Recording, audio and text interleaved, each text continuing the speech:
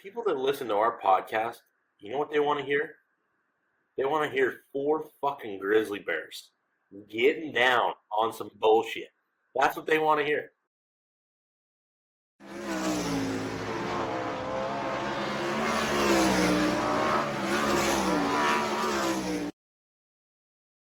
Welcome to the Drivers Project podcast, featuring hosts Dominic Scelzi, J.J. Hickle, Sam Haferteep Jr., and myself, Daryl Turford. The Drivers Project podcast is brought to you by Kaiser Aluminum Wheels. Be wiser, by Kaiser. We're back with another Drivers Project podcast presented by Kaiser Wheels, and we lost Sam this week because I believe he's basically getting ready to head down to Arizona with Jackson and I. But we got JJ back, and we picked up Dom fresh off his cock reduction surgery. Dom, how'd surgery go? It went good. I'm still technically a female, but outside of that, it went pretty good. I had a nose job done. For those of you that can't tell at home, a couple people got pictures, and it was pretty good. It showed my one day after surgery, and it showed like my nose all swelled up, and then I'm like, this is me now. And then it was a picture of, just going to say it wasn't me. But it would be a lot more funny if you actually got the messages. But yeah, this is not funny to any of us at all. Yeah, no, it will be, because I'll send them to you guys as we're doing this. Now that I'm on Percocet and Xanax, and I may have had a drink at dinner, but anyways. They always say you should mix meds and booze. Yeah, well, you know what? Whoever said that's not very fun. I heard it makes them better. Exactly. Makes the meds better. So, JJ, what have you been up to? Just working on some stuff, doing some electrical work, trying to chase down some partners for the 63 deal, and then just getting ready to get rolling here, kind of building some cars with Matt Morrow. I mean, he's kind of got everything basically in order, and just go down there and put some seats in and spend some time with him, and just kind of getting ready. We're about a month or 6 weeks out from really getting rolling on my end here. Hey, not to hijack this whole thing already. Like, I know I've been out for a while. You got to. That's what you're here for. So your comedian buddy? Yeah, Sam Miller. Sam Miller, fucking hilarious. I watched a couple of his like deals on YouTube and stuff. Dude, guy's fucking hilarious. But the reason I bring that up, I went to my first like comedy club thing. I've been to comedy shows before, but like all pros. So we went to like this little bar here in town, does shows on Saturday nights. And we went with some friends of ours who they're an older couple, which makes this even funnier. They're not old, but they're just like, they're in their 50s, and my wife and I are not. So we've been wanting to do this for like months. Finally, it works out. We go there, we rock in. This spicy little Latina in front of us like waves at me. I wave back. We sit down. Show gets started. And the group of people that are there, like, you've got some fucking hardcore, like, gangbanger looking guys, and then you have like 60, 70-year-old people, and then 90-year-old looking you, and they're all wearing chilies like around their necks and stuff. And I'm like, man, I don't even, what the fuck is that? I don't know. First comedian gets up there, he's like, I hear it's swingers night. And I'm like, what? It was fucking swingers night. There's 100 people at this bar. 50 of them are part of the Fresno Swingers Club. And my wife and I are not part of that 50%. And if we are, I don't know about it yet. She's exclusive member without you. She just puts a pineapple outside on your window, and you know. Exactly. Yeah, it's just her. I'm totally, yeah. I just sit at home. I wait for the videos. But I was fucking shitting myself. So the whole time we get done and we leave and stuff, and Nikki's like, the Latina girl in front of us 3-4 times, like, either turns around or waves at me or smiles to me. We leave. She like touches my shoulder. She's like, "Oh, sorry," and I'm like, "Yeah, that fucking broad wanted me so bad. Like, I'm a hunk." And so, anyways, you're a man. Funny ass comedy show. That's awesome. But now I'm a swinger. Like, a lot changes in one night. Perfect. Did you tell them about the gasm? I was way too nervous. You know what's funny is I am a shit talker. Everybody knows that. dude, I couldn't even look at anybody in the face. You Like I fucked was it up so fucking fucking so fast. embarrassed once I knew it was a swingers party. Like someone would make a joke and like they'd be like, "Who wants to suck some dick tonight?" And some guy was like, "Me," and I'm like, "I'm not looking anywhere except for this comedian. Like I'm not looking away from anything." But Yeah, this is Yep. no about Well, racing. This is perfect. this is a mailbag this is a podcast, racing and podcast, people I wanted to forgot. know if you were a swinger. It wasn't in there, but the question was, it was gonna happen. Yeah. Are you a swinger? Am I what, Daryl? Are you a swinger? I Did told they you convert? if I am, I don't know about it yet. I guess I'll have to ask my wife. So Where do we go from Hey. here? That So big speaking guy of that always swinging- stops by the house on Thursdays, who is he? Who is that guy? How come I always have to sit outside until go walk he leaves? the dog. God damn, and you're cut. Yeah, fuck yeah. Oh, I'm gonna send you guys that picture now. Let's keep going Yeah. with the podcast. Yeah. I hope Yeah. we keep all that in. I hope we can. Can we keep that I in? plan on keeping it No. in. I don't think there's anything that would really get us in trouble there. I just got to put a warning on As YouTube. soon as Dom's on, the warning's just there. Perfect. So at the end of our last episode, we took a mailbag question, and I thought it led to some really, really good content. So we thought today we'd just go over on more mailbag stuff. So the first question we have is actually about Sam. And I took this as kind of a joke, but JJ said this is an actual thing going around. So the I first mean, I don't know if question, it's going around now, but I've heard it. the first question was, did Sam fire a guy for getting his hat on the front stretch after a win? And I giggled at this and thought it was awesome, but JJ was like, no, I've actually heard that was a thing. Dominic, have you actually heard that was a thing? I have not heard that. JJ, you have, though. I think I have. I mean, I don't know. Whenever you said it, I'm like, oh, I've heard Sam's done something like that. Like that his hat was very important to him at one point. Yeah, he doesn't give a shit now, but no, that is not true for the record. But it led me into some follow-up questions I had for you guys. Have you guys had any epic firings or quittings on your team? Like times that are just like stories you can tell forever? Because we have not. Yeah, like has anyone had a good rage quit or anything like that?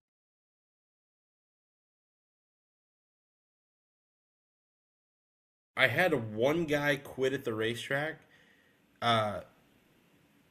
Great guy, but just not a mechanic at all. Like, we fired up one day, lines were left loose like multiple times. And then I forget what we had happen, but we put a rear end in and he didn't get the O-ring in for like the drive line. Or he didn't get the little snap ring. Yeah. And it came out and he's like, yeah, I got it in. And so like I went and checked it and it wasn't in, and I'm like, it wasn't fucking in. And at this point I'm probably pissed off a little bit, and we snapped it in. This was early on in my career. And my dad was like, how the fuck did that not get in, blah blah blah. And obviously my dad being my dad, and the guy literally like dropped his wrenches. He's like, I quit, and fucking walked off and left, like got a ride home. Just for the record, I've done that. Yeah, I mean, it was understandable. I have to shit. Keep going. Yeah, so if people don't know what we're talking about, when you put the drive line in, if you have a ball spline, there's a ring you got to put in behind it, and then once it's locked in, you're good, you're set. Well, you can have that ring in there, and it might not be in place. So there's a check you do where you basically spin the ring, and if the ring spins, you're good. We went to the Hocket, and on night one, the drive line fell off. Totally my fault. I can admit that all day long. And yeah, it ruined the Hocket for us, basically, because night one, we were behind the 8-ball right away. Also had that happen. I thought you were talking about that you've rage quit. I was excited to hear the story about you rage quitting. But yeah, you rage quit Sam. That's now it's a story, Daryl. That's what I want to hear. It's not a great story. Well, yeah, because you made up. It's better when you rage quit and stay mad forever. That's a story. No, the rage quit was, and I can tell it honestly, and I don't think Sam would have any issues with it. It was my first year. He didn't come on. He doesn't get to have issues tonight. It was my first year working for him. It was my first year on the road, and it was my first off season where it was like doing prep for World of Outlaws season. and he'd gone home to run some modified races. And I don't know, I'm maybe 6 months into doing this job, and he went home to run the modified races, and we told him to go home and run them. And I did all the car prep that week. I had another guy with me, but he was basically cleaning. And I put a lot of pride in like how I prepped that car for him, and he actually came back and he said he was impressed and he was pretty happy with me. And we went to Chico, and at Chico, uh, forget why, but we are slow in hot laps. And then we timed in mediocre, like we were gonna make yay main, but we were gonna be like starting like 16th, 17th. And we got in a jingle, and it was so we had to go to the work area. It's Jingle? actually Is that what you the guys same call it up fix we north? did in the work area. A crash, A but not a fender big one, bender. like I don't know. I don't even know if I call it, but the main thing we had to change was the front wing. So I got the first front wing off, and I put the second one on, but we didn't get out in time. And the reason we didn't get out in time was pretty much the wing posts hadn't been drilled in the off season. When we went to put them in, it just took we just basically like forced them in with an impact, but it wasn't pretty, and it took so long that we didn't get out of the work area in time. So he got out of the car and he was fucking mad, and he was really fucking mad, and I didn't blame him for blowing up on me. He blew up on me, and he blew up on me again, and I still wasn't mad. And then he kind of came over and he was a lot more calm. He was just like, "Hey, Daryl, one thing about me is I have a lot of pride. I take a lot of pride in everything I do. And when we can't get out of the work area, that's really embarrassing to me." And he said it like very calmly. And then later in the night, some friends came over basically making fun of him for not getting back out on the track. And then that turned into another yelling at me session because he didn't want to look stupid in front of them. And I rage quit. I just grabbed my shit and walked out. I was like, I can accept being yelled at. I can accept that I fucked up. But I also felt like I was being put in a position to fuck up. Like I'm a guy with 6 months on the Outlaw Tour. If I'm the only guy helping you in the off season, I'm probably gonna miss stuff. So I blew up. Like he blew up on me, then I blew up on him. Walked Love in, a good grabbed my rage. stuff. But here's the cool part about it. So I'm leaving, and the same people that were making fun of Sam and I for that happening saw me leaving with my bags, and they told me to come with them, and it was Chad Kavanaugh's guys. And I stayed with them, and I stayed with them in Tarleton's. We got Chad Kavanaugh's car ready to go for Manzanita, and I flew home out of Fresno. And then Chad went and won the World of Outlaw race at Manzanita, so that was pretty cool. That's awesome. But then that ended up sucking because as soon as he won the race, Chad lost the ride in that Hard 8 car, and he was done off the tour then too. So it was pretty crazy. That's my rage quit story, JJ. I don't know if it's I like it. that entertaining, but that's what happened. And Like it. what basically happened is Sam ended up calling me like 2 weeks later, and he said, "We're too good of friends to end like this. Come back out here and sell my t-shirts." And I came back out and sold the t-shirts, and I just helped in the work area when they needed it and help on the car through the week. And that's how we ended up back together. Ironically, it all came back to working. Once you proved yourself in the work area, you were allowed back on the team, Daryl. And I was the sexiest friggin' outlaw t-shirt salesman on the tour at the time. Yeah, you Sales probably were still down would be. 600%. Sales were down 600% when I became the t-shirt girl.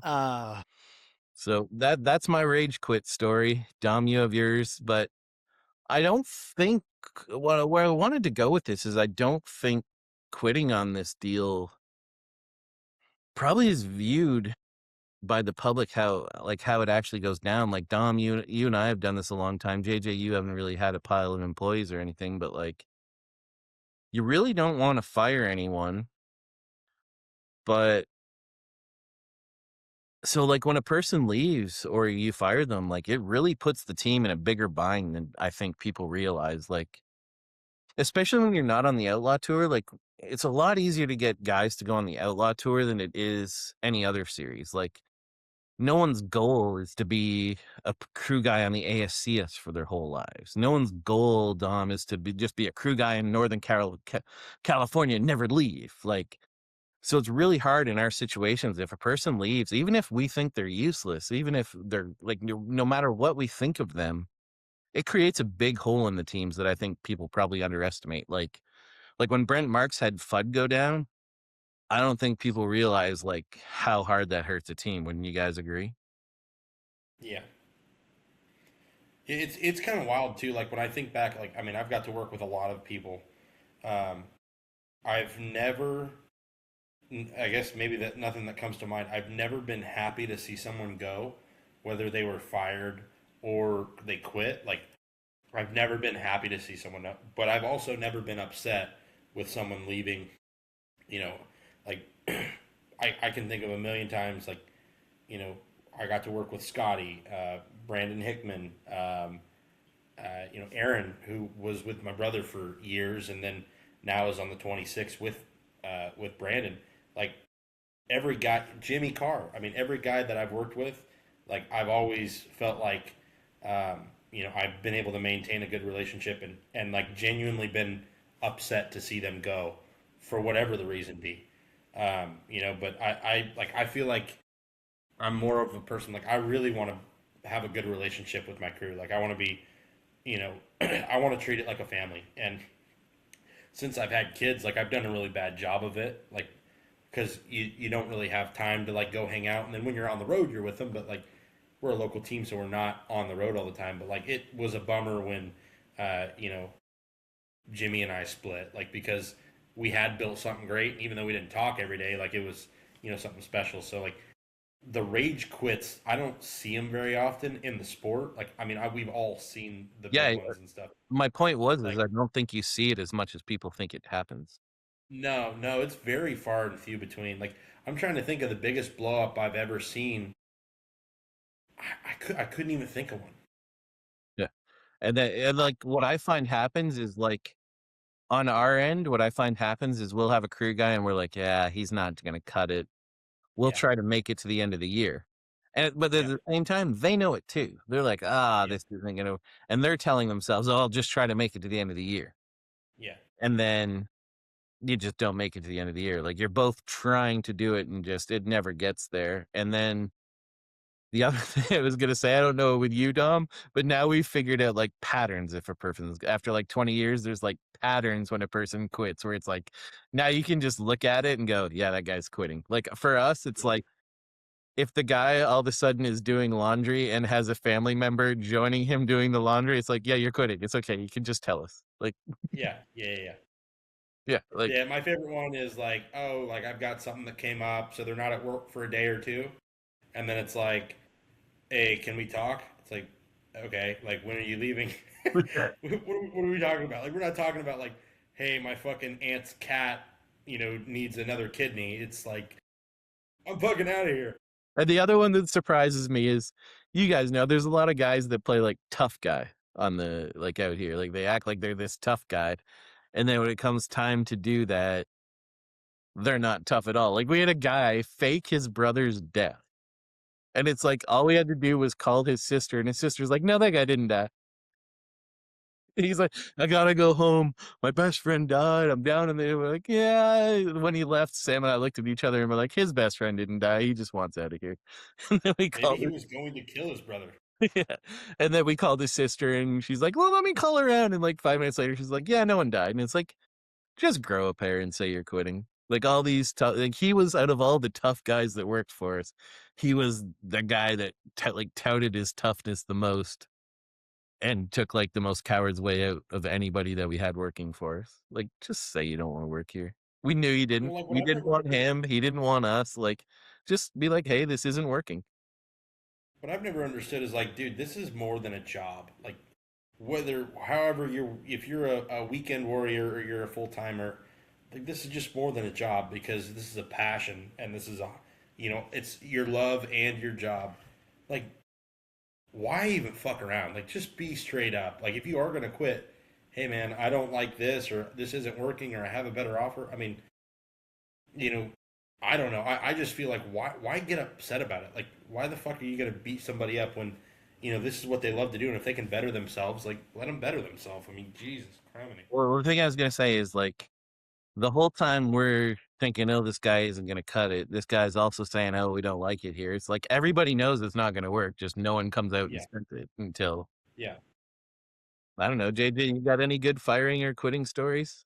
Really, man. I mean, I've been fired a handful of times, but like nothing like super abrupt, nothing really like nothing exciting that makes for a good story, you know? Like everything's been real like amicable, like just a lot of respect and I try to whether, every time I've been fired, I pretty much say the same thing, which is like thank you for the opportunity. So just in my position, I would never want to burn a bridge or anything. Like I've literally got people helping me now that I raced with in 2007, 2008. So it's like just never burn a bridge. And I mean, sometimes you got to quit to do what's best for you or whatever, but I don't have any cool stories about like what you'd expect. Like even when I got fired, it wasn't ever like show up in my seats, like laying outside the shop or anything like that. Just standard issue. Yeah, I guess the point I'm trying to make is it probably doesn't go like people think. No. Like when it's time, it's just time. Yeah. And you're usually, there's And mutual respect. everyone kind of Yeah. realizes it. Like I don't think we fired a guy and they're like, whoa, I didn't see that coming. And I don't think we've had a guy quit where we're like, whoa, didn't see that coming. But Yeah, when it's bad, you know it's bad. I mean, there's no two ways about it. no, Sam did not fire a guy over not bringing a hat to victory lane. So the next question we have is not that serious of a question. In a pasta eating competition, who would win between Dominic and Daryl? I feel pretty strongly about this. I feel like I would kick Dominic's ass. I have won a spaghetti eating competition in the past. I am a Fellini's Endless Noodle champion. But JJ here thinks he could kick my ass. I do. I mean, any sort of eating competition, spaghetti, I don't really love my odds, but like any sort of eating competition, I'd like, compared to you two, I think that I'd be like a plus 500 underdog and I'd put some money on that. I'm a hungry boy. Dude, I I I think like I would I would definitely. not say I'm a competitive eater. If we're doing volume, like not speed but volume, I do not see there being a possibility of any normal person beating me when it comes to pasta. Like if it's fucking whatever else, all right, I could see it. I don't see it being possible with pasta. Like there is nobody I know that can fucking out eat me with pasta. It just doesn't happen. I've eaten with you before, Dom. I'm trying to remember how we did versus each other. I know we both Versus. finished. Nobody Oh, enjoyed sure. a good Oh, dinner. and They were Della Luisa. versus each other. We've had two or three Italian food dinners together, but I haven't checked the plate to Ready see how to go to Dylan's round 3 at Olive see how Garden. Dom's done versus me. I can tell you that if I leave food, it's not because I can't finish it. It's because I don't want to eat it. Yeah. And what I will say is if Dom recommends an Italian place to you, you have to go to it. Fuck yes. And then the other thing I'll say is if you're ever in Florida, Ross Weiss told me to go to the Garlic in New Smyrna Beach, and that place was incredible. Garlic, the garlic, or the garlic? The Garlic in New Smyrna Beach. It was incredible. We went there on Ross's recommendation, and our team has decided that every year when we go to Florida from now on, we're taking one night at least to go to the Garlic. No But you shit. do have to watch when you time it because there's literally like piles of people lined up out the door if you go there at like a standard time. So we went in at like 7:30 and got a seat, but it was still pretty packed. It's in New Smyrna. Yeah, I'm it's gonna do pretty some research. badass. But on to the next question, which was, and I'll go to you first, JJ. If you could drive any other car other than a sprint car, what would it be? That's from Dan Johnson on Facebook. Think about this all the time. I have a lot. I mean, there's other open wheel cars that are like a midget on pavement, I think is very It's interesting. famous. That 5 stars, Michelin star there, Dom. But no, like I would say probably just away from what we kind of do, I would run a Pro 4, like a super truck, the trophy truck type of deals on the short course stuff. I think that looks incredibly fun. I think it just would be so awesome. Like when I was a little kid, not a little kid, but probably like 13, 14 years old, I bought Volkswagen Rabbit from some guy down the road, and we had like all these trees and basically made a rally course where you'd like get going down like 40, pull the e-brake, go in between trees and rocks and stuff, and like we put a little mini sprint wing on top of it. It was ridiculous looking, but I feel like that would have trained me to do some sort of rally or trophy truck type of racing. So I would love to do something. There's a decent amount of drivers that came from that and had a decent amount of success. With Jimmy Johnson's the first one I think of. Rick Mears, he came from trophy trucks. Dom, what's your answer, sir? Exactly the same. Well, damn it. Yeah, I've always wanted to do trophy trucks. That's crazy. I think they're fucking awesome. Like the course stuff, like the short course stuff, Yes. I think is super cool. I think the Baja races would be fun too, but like to me, the short course shit is fucking awesome. Racing against other guys. Yeah, absolutely. Like Yeah. you're not timing, like you're racing. Yeah. And then the other thing that, like, I don't really know anything about it, but for my bachelor party, my brother took me to Northern California for a drifting class, and it honestly was the most fun I've ever fucking had in a vehicle. Like, I was literally laughing audibly while I was fucking doing it. Like, it was so much fun. Like, we learned how to, like, do a donut around, like, a fucking cone and shit, like, how you do a wide one versus like a real tight one, and then we did figure eights and shit, and then like we just did like a private class. And so after like the first thing we did is like you're gonna go around, you're just gonna like hit the e-brake and slide, and like we got done with that, and the guy was like, "Do you guys drive?" Like we're like, "Yeah, we drive." He's like, "Oh fuck, all right. What do you guys race?" We're like, sprint cars. Fucking World of Outlaws, and we're like, yeah, like we race with the Outlaws and stuff, and like he's like, oh fuck, dude, that shit's awesome. That's like drifting, and like he was like a bro, and so we got to like, because the class, like your first class, you're only supposed to be able to do it in like first gear or second gear or whatever it was, but we actually went through shifting, so like we would do like a donut and then come out of the donut, and then you would like, I don't even know what it was called, but you would like change direction, and then like you get going and you would like be shifting. And then you'd pull the e-brake and you'd do like a long, fast slide. It was so much fun. Like, we fucking had a blast. And then we went to the Sacramento airport, and I almost got murdered by a person getting ready to board the plane who did not like me. And we had a great time. So drifting would be my number 2. Do you think they were a swinger? They wanted to take a couple swings at my face. I hate that white boy is kind of what I remember him saying over and over again. And I remember thinking, Vegas is not a bad place to die, but didn't expect Not it would happen today. right now. Not today, Satan. So Not today. on to a more serious question. Chris Klein on Twitter asked us, what is the most important thing National Series can do to help grassroots racing? Let Dom Honestly. go on that. I give an answer that's actually related to California if you guys don't have any quickly. To me, this is an impossible fix, but if someone could find a way to stop adding shit, like stop with the fucking bleeders, stop with this, stop adding these things that cost money, and find a way to, one, make it a little bit more cost effective, and two, make it to where the local guy has a chance. Like, I do not like an invert. I'm not a fucking invert guy. I hate it. But from a fan standpoint, like when the Outlaws were inverting 4 in their heat races, the amount of local guys that won was substantially higher. I think that the emphasis on qualifying anymore, while I think it is just and fair, it takes out so many good and capable local guys from ever getting themselves in position of winning a national event. I think it really deters a lot of like mom and poppers, where like Pennsylvania can still do it because these guys race on half miles all the time, and but like for California, we have a handful of guys that can qualify decent, but even the guys that qualify decent, probably a quarter of them could legitimately, maybe even less, could actually win a national race. And I just think that I wish there was a way that we could see more, like, 10-car inverts, 8-car inverts in a national show where you were to get some local guys. Because, like, I think of the IRA guys.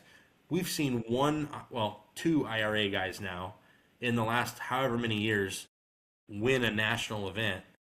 We've seen, a couple guys out of, like, the Knoxville locals win. Outside of Brian Brown, nobody comes to mind since Danny Lasowski.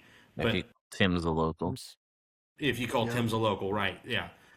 So I wish there was a way that we could find it to where things were a little more cost effective. That way there were more opportunities for good drivers to race regionally, which would give them the ability to kind of, catapult their career into the next thing. And then I wish there was a way that we could see less of an emphasis on qualifying and more on the ability to race, because these national drivers are so good, obviously. Their cars are phenomenal. And I think that, like, that's really understated. Like, 99% of the guys in the country, like, a local car is nowhere near as, like, good setup wise as what I would consider a national car. Like, fucking David Gravel fine tuned. Like, that thing is nuts. Yeah. I think I agree with a lot of what you're saying. Like, for us, it's really obvious, right? Like, we're racing at Oshweekend. We have a chance to win a race with Westbrook. We're actually fine on the time trial thing because Oshweekend you don't need to be a killer in time trials at Oshweekend. If your car's good, you don't need the killer motor. But, like, for us, it's like, oh, well, tethers aren't required, so where we race, so we're gonna have to buy tethers to race with the Outlaws. Oh, we got to buy a fire bottle to race with the Outlaws. Oh, now we've got to add the fuel cell. Like, for us to race 2 times with them, it's like Right. we had it go about as good as it can go. I can't remember what Dylan brought in from the Outlaw shows, but we did about as good as you could ask. But, like, immediately a fifth or fourth of that was just taken out by those. Yeah. By tethers, a fire bottle, and now a fuel thing. Like, and it's just for those races. Like, one thing I will say is, you know what? Safety precautions, I have a hard time going against them, right? Like, all right, the fire bottle, does it work? Does it not? I don't know. But, all right, hey, these tethers, all right, like, you can argue both sides for a lot of it. Where I absolutely lose my fucking mind is, why are we not making all of the racetracks we go to safer? Like, the teams are just expected to spend the money. Yeah. How about these fucking racetracks do the same percentage of upgrades that we're doing? And the other thing that drives me nuts is if that's what they were really doing it for, and it wasn't just to protect themselves from getting sued, you guys would have been forced to run rock screens a long time ago. Thing.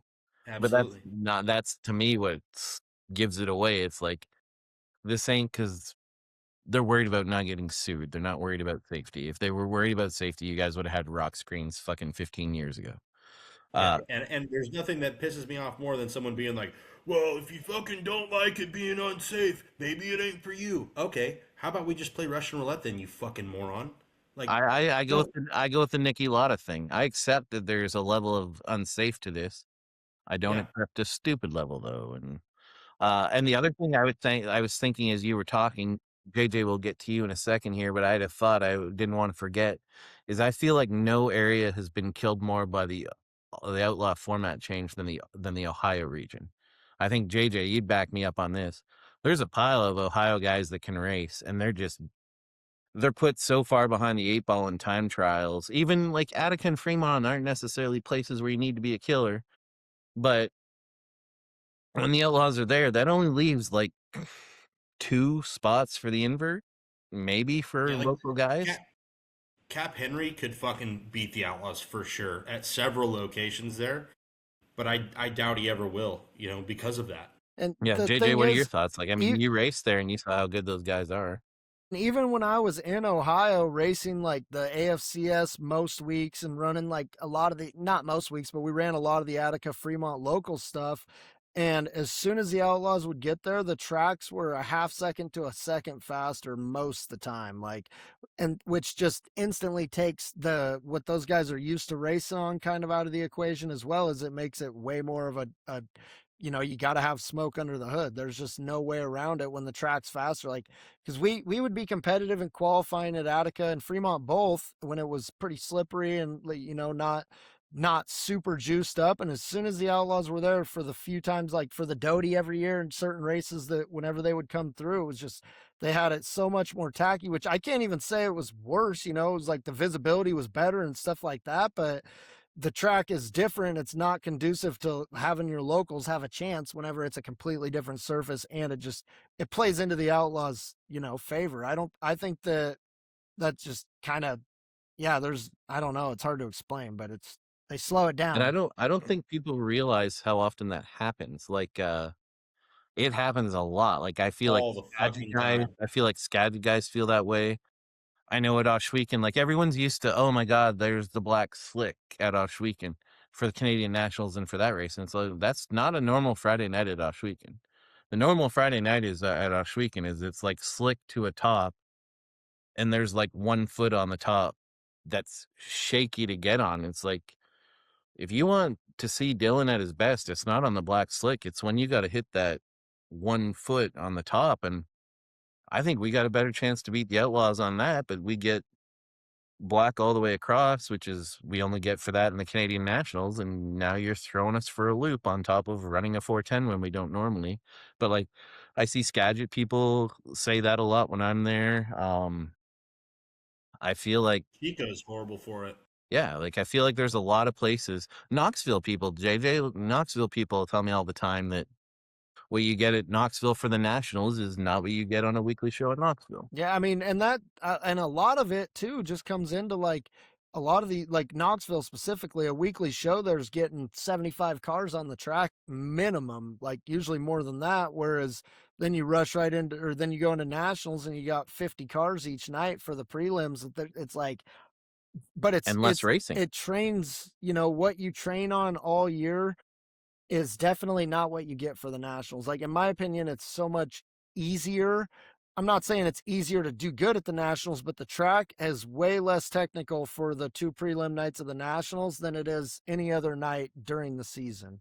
It's wetter. And why is that? Because it's wetter. Yes. It's not anybody's fault. There's less cars on it. It doesn't get worn in.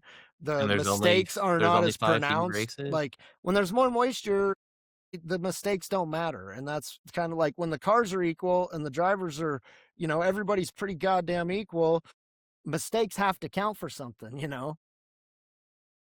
If there was a way for, and there probably isn't, and if there was, the people that could do this would never give a fuck about sprint car racing. But if there was a way to eradicate dust entirely, there's no dust, no more dust. And if there was a way to keep a racetrack fucking 17 seconds slicker than fuck without laying rubber, if there was a way to do that, like you could just boop, boop, boop, dial it in like iRacing, and you've got level 5 slick, tiny little curb lip against the fence, tiny little grip around the bottom, clean slick. If you could do that at every racetrack in the country pretty much, and you could just dial it in with no dust, sprint car racing would overtake NASCAR in 5 years. I shit you not. 10 years tops. There is no fucking way on this planet that everyone would not just fall in love with it. Because the only 2 complaints I ever hear about sprint car racing is 1, it was too dusty, and 2, there wasn't enough passing. Well, most of the time, if it was too dusty, there was a bunch of passing. If there's no dust, there's probably not passing. Good Yeah, take. I would agree with that. I don't know if the public's that smart sometimes. You can't say that, I feel Daryl. like The public we're is our still such a audience. niche. Yeah, but it's our niche that's founded. I think we're a niche. Like I find like, for one thing, sprint car racing is very complicated to follow. I think I've told this on the podcast. My close friends from high school, the first time Sam and I came back and raced at Oshweekend after I went on the road, I hadn't been home for 2 years. So they all came to watch us race at Oshweekend. And these are very successful people, lawyers, teachers. Teachers in Canada are actually paid way more than the US. So a teacher is very successful. And they were all like sports nuts. Like they were all sticking ball guys. Most of them were jocks. Most of them played junior hockey at a decent level. And they came to watch when Tony Stewart raced us at Oshweekend. And it went 25 laps green to checkered. And those were intelligent people. And they were people that are knowledgeable about sports, and they were lost. They basically told us after the race that after like lap 14, once the race was totally in traffic, they just looked on the scoreboard, and if the 15 went ahead, they were happy. And those, like, our sport is very hard to follow for a person just dropping in. What I found with our sport, if you want to hook someone, they have to know a competitor. Like they have to know a person and just see what they go through in a night. And when they see, I don't think the public in general, the public as a whole is willing to do that. You know what I mean? That's what I think we're fighting. I think, like, I see it all the time with, like, and I don't know, this sounds cheese stick to say, a girl who has nothing to do with racing will get a boyfriend who races, and then when they see what they go through in a night, they're hooked. Like, they know what the person's put into it all through the week. They know whatever, they see the highs and the low. Like, once a person knows a sprint car racer or a team, that's when I think you get like your life. And I just don't know how to do that. That's the way I think you hook people, is they have to know people. And I don't know if the general just seeing a sprint car race will get to people, because I think, like I say, it's really hard to follow. Like, even for an intelligent person, you got to be really smart. Once an outlaw race gets into traffic, after like lap 20, have fun. Well, at the If you've races, just shown up for your first night watching. I mean, at the races, it's like that. I think, in like, no matter what, I watch a USAC race in person or the Chili Bowl in person, dude. I don't know what the hell's going on from 3rd through 15th, dude. Like, it gets so, and I feel like I know most of those guys, and I'm watching it, like, with a pretty keen eye, trying to pay attention. And like, so I think that's just kind of in motorsports. I've been to one NASCAR race, and just like they get all spread out, and it's just kind of how it is. But I'm excited to see like FS1 this year, because I think our broadcast, they do a really good job. And I think that it's going to be badass, but it's almost one of those deals where, like, I think Johnny Gibson's almost a little more built to talk to like an audience like that than kind of the High Limit deals. Like, you got to know Roudman and shit. But I think they're bringing Blake Anderson in for that deal, which is like, he's like a really good voice. But, and I love Roudman and Laporta, but I just think it's like their deal's like listening to a podcast or a couple of friends, and it's like an all year banter thing. Whereas Johnny, like, just all the facts all the time. Like, and so, but I'm excited to see that FS1 thing, and to see, like, because I have friends that don't really understand what the hell's happening in racing as well, that are big time sports fans, and they love betting on all sorts of stuff. And like, NASCAR's starting, so they're all excited to bet on that. And they ask me, Mike, like, who's going to win the Daytona 500? I'm like, dude, seriously, just close your eyes and point at all the names on the list, and like, that's your best chance. But I'm excited to see how those guys take in the FS1 deal, and see if it gets them more excited about it, because I feel like how they're going to have to format it and how they're going to do everything is going to be pretty high level, and hopefully pretty easy to follow for the common folk. Like, if you look at the most successful racing, this is why I say, like, the average person isn't smart enough to do this. Our fans have to be incredibly smart. You look at the two most successful forms of racing. I'd say they're Formula One and NASCAR, right? Easy as shit to follow. You watch a NASCAR race, it's on a big 1.5-mile track. It's like takes 25 minutes for the leader to get into meaningful traffic at most races. It's very obvious for the fan to see there's the leader, there's last, there's second. It's laid out very easily. F1, same deal. Very easy to follow. Oh, look, there's the Red Bull car up front with the two McLarens. There's not another car within 10 seconds. Our sport is very hard to follow. Like, that's why I say I don't think the public's smart enough. It does take a level of someone being pretty in tune with things to keep up with what's going on, and I think that's neat, but I also think it holds us back. Almost too niche. Yeah. But I also think we're booming. Like, every year I go to Volusia, I'm like, we have to cut off the people in the pits. This is too many people. Someone's going to get hurt. And then we come back the next year, and there's more people in the pits. And I'm like, oh, man, we got to cut this off. Someone's going to get hit. and then I come back the next year and it's worse. But that's a good thing. Like leaving Volusia, it takes the fans like a friggin' hour, and that's partially. Yeah, and now that they got the place fixed where it races right again, oh fuck, Dude, made me want to go. Yeah.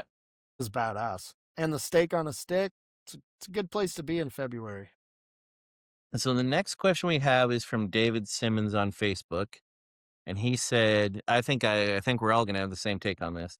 Should the 360 Nationals ban 410 drivers or require a certain amount of 360 starts to enter? Man, I honestly don't think that's a terrible take, but no, I mean, no, I don't think so.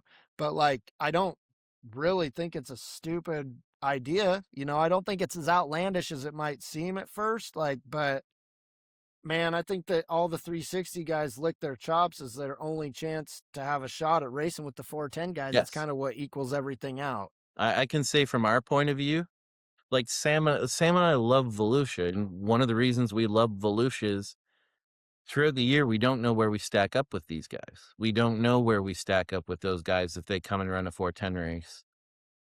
And some years we leave Knoxville going, man, we're pretty good. Like he's run second at the 360 Nationals twice, and then we have a Volusia trip where we're like, oh, got some work to do. But we don't know that if we don't race those guys. So I know for us, even though it makes winning those races harder, I think we get up for those races more. Like we want to prove people wrong. We want to prove that the guys we're racing with are better than they think. And like I can tell you, I think Sam would openly say on the podcast, I think he feels like he let 360 racing down at Volusia this year. I think he feels like he had more to give in the 360 races and didn't get it done. And I don't think he'd have a problem with me saying it bothered him that he didn't run better. I think you'll see him on a mission at the 360 Nationals just because that's how he is. But like for us, we get up for it. Like I saw a tweet like saying, "Oh, Sam, you got competition," and now it's like good. Like bring more. Like we would not be upset if 5 more tough guys came on the ACS. You would not see us. We'd be more jacked up than we would be Awesome. otherwise. Yeah. Yeah, I agree. Like I think it's actually like I understand where the guy's coming from. What I would like to see is I would like to see High Limit race that weekend. Only reason being is like if you take all of the World of Outlaws and all of the High Limit guys and you bring them to the 360 Nationals, you pretty much just have a 410 Nationals with smaller No engines. money on the line.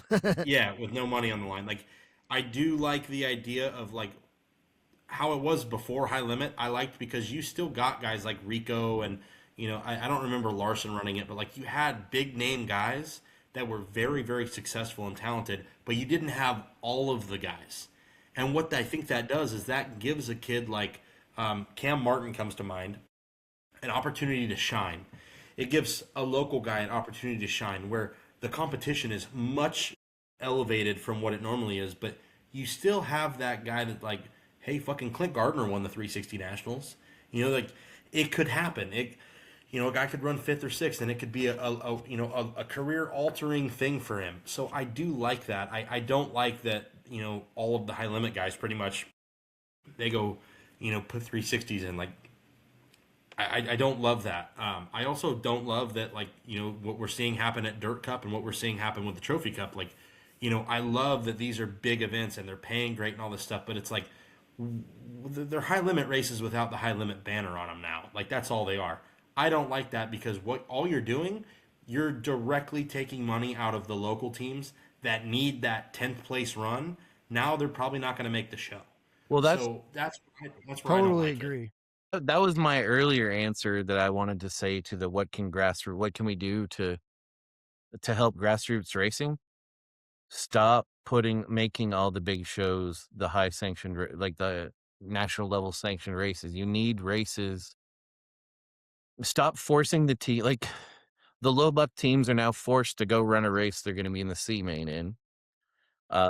And your local teams all they have to do is beat the best drivers in the world to win the money. Like, It's like Dom, not a reasonable odds. It's your not a best chance to crack off a big win this year, like as far as like on paper chance wise, it'd have to be that 360 Nationals at Skagit, right? As far as who you have to Yeah. race against, Yeah. as far as what it pays, and that's Skagit's always Yeah. been badass with that race. Has always been like for the locals. I feel like and it's like that's kind of how Trophy Cup was and felt also, and now it's like I feel like the locals just kind of got the rug swept out from under them in a lot. Yeah. And like I think we all love Dirt Cup. Like Yeah. Dirt Cup is a race I fly out to out west for every week. Houston's would be closer to me, and I fly out to Dirt Cup.